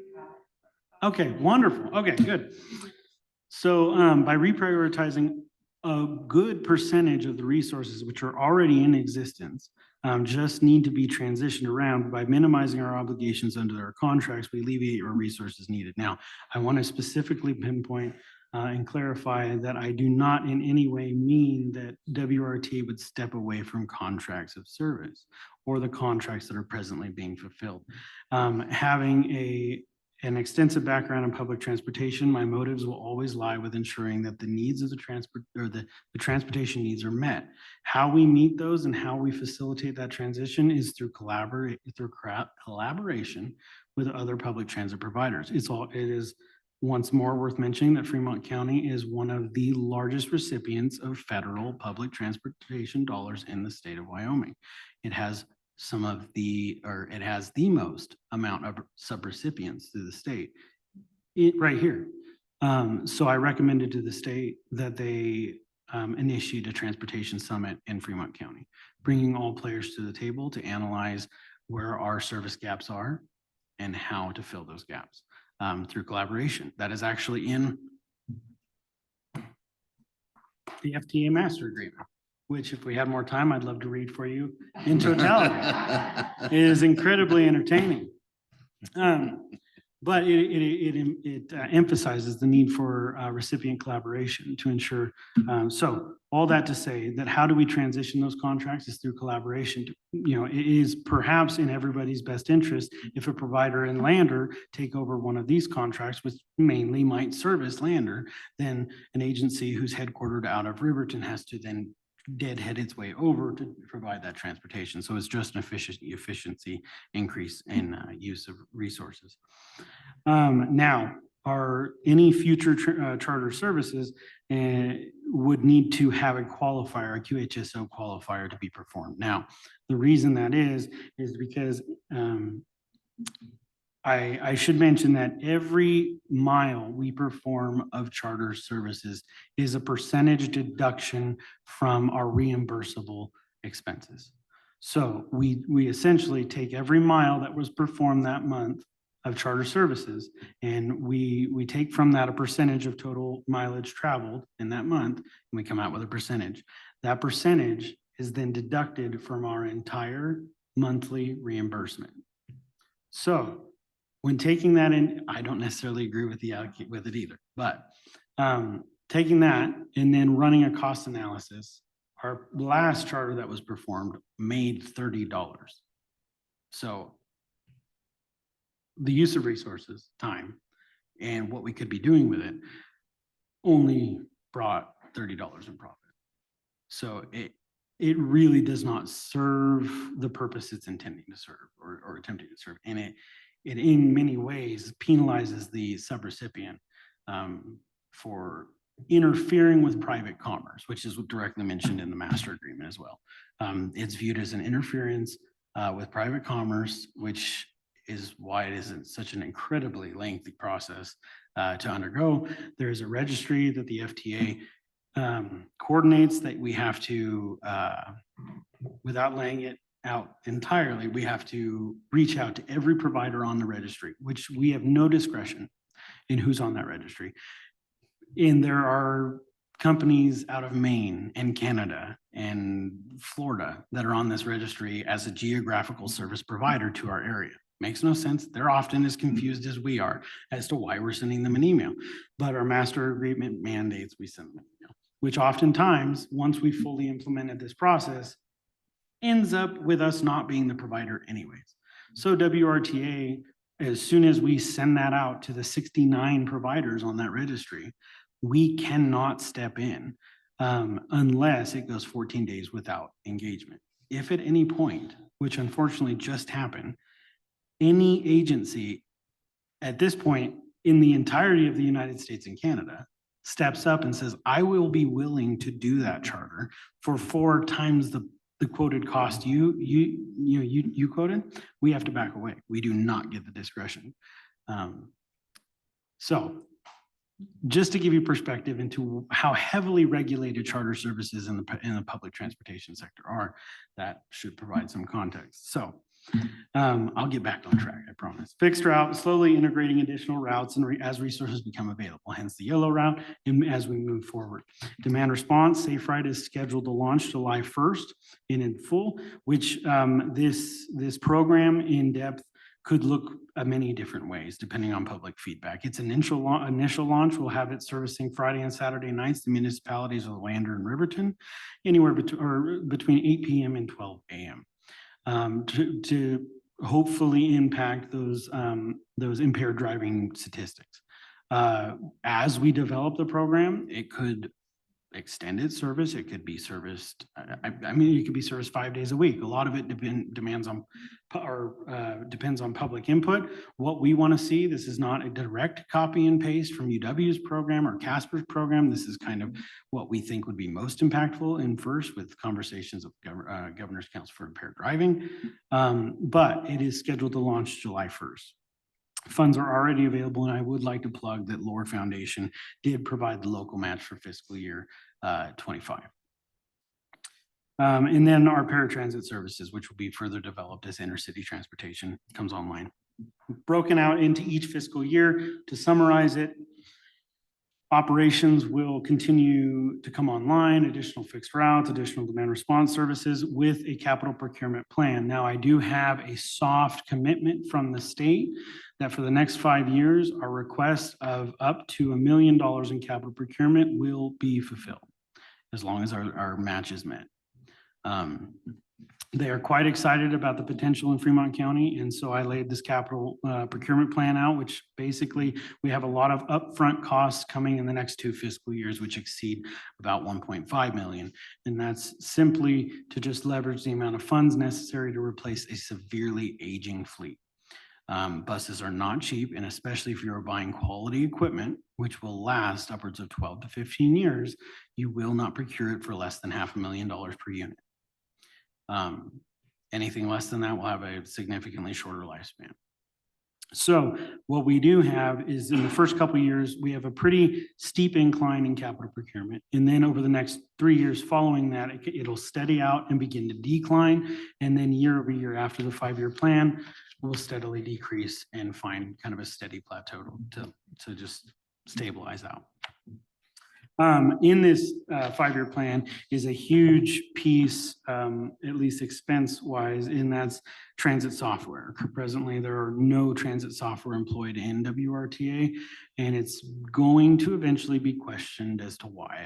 The transit industry is evolving, its complexity is advancing very fast, and the software needed to kind of to move forward is not cheap.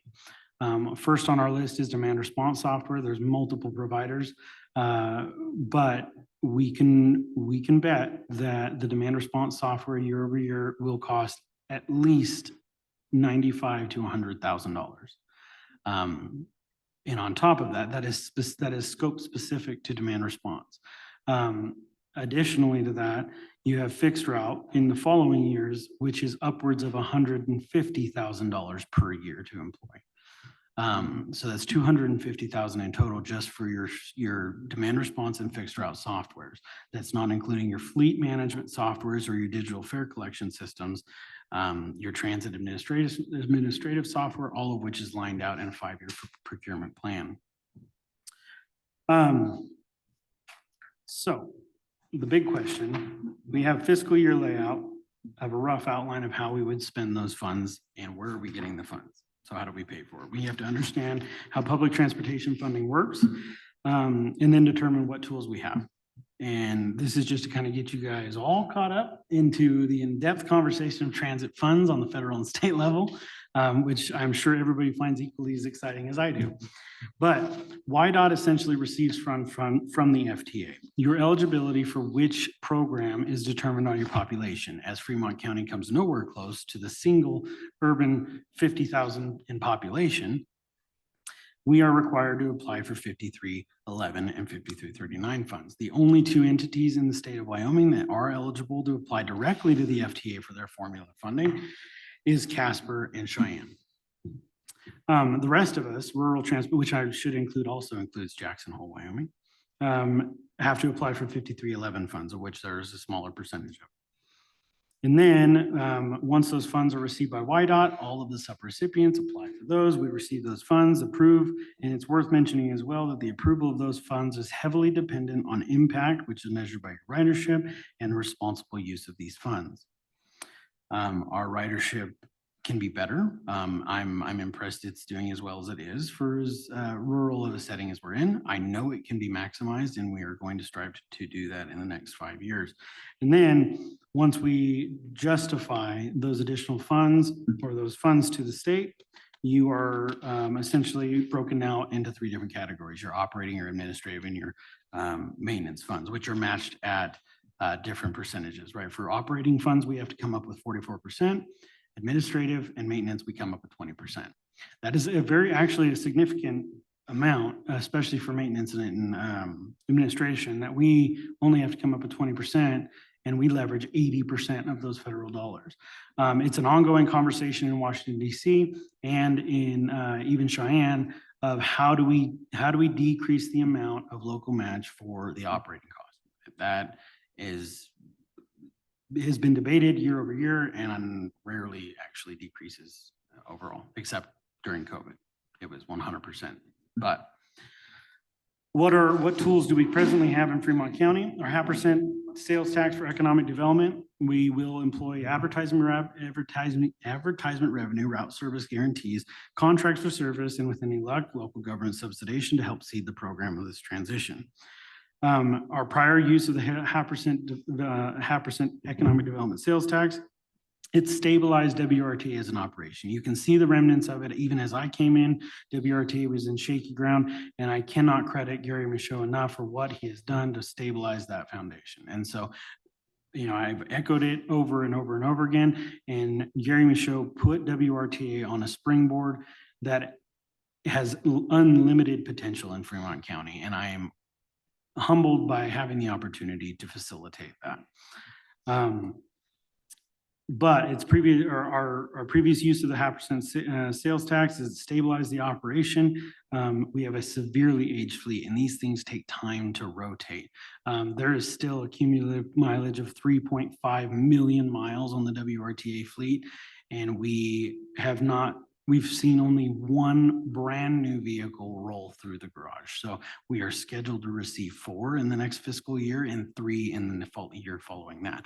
So these take time to circulate, right? So the dollars came in, and then you have to leverage them year after year while you're managing the stabilization of the operation. So they are scheduled to arrive. We have multiple grants that have already been secured and are sitting in the queue waiting to be leveraged. The facility was in desperate need of repair and upgrade. The roof was in disrepair. It was consistently leaking onto the fleet that's been repaired. Bay doors were failing and operable. We have a fully functioning facility at this point. Some of the responses to those with use of the 0.5% sales tax was we have a brand new service truck that was purchased at 20%, 3 new ADA minivans, which during coming out of COVID were not inexpensive by any means.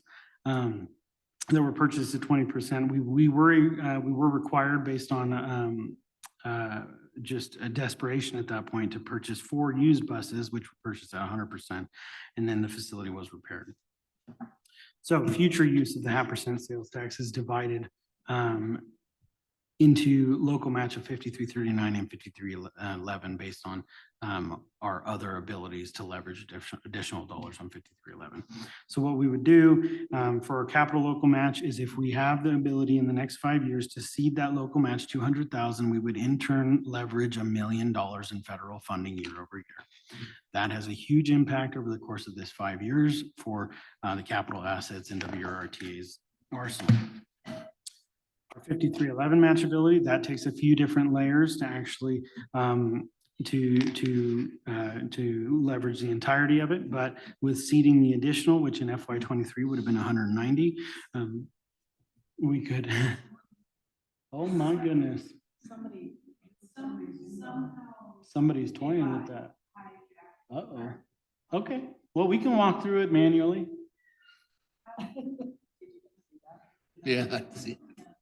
Very interesting. John, give it back. Okay, so future use of the 0.5% sales tax, advertisement revenue, special route guarantees. local subsidization, which would, and then leverage the full operating revenue.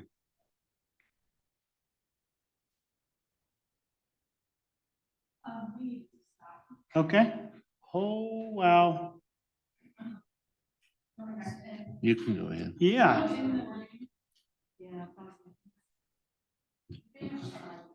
Yeah, we'll go through manually.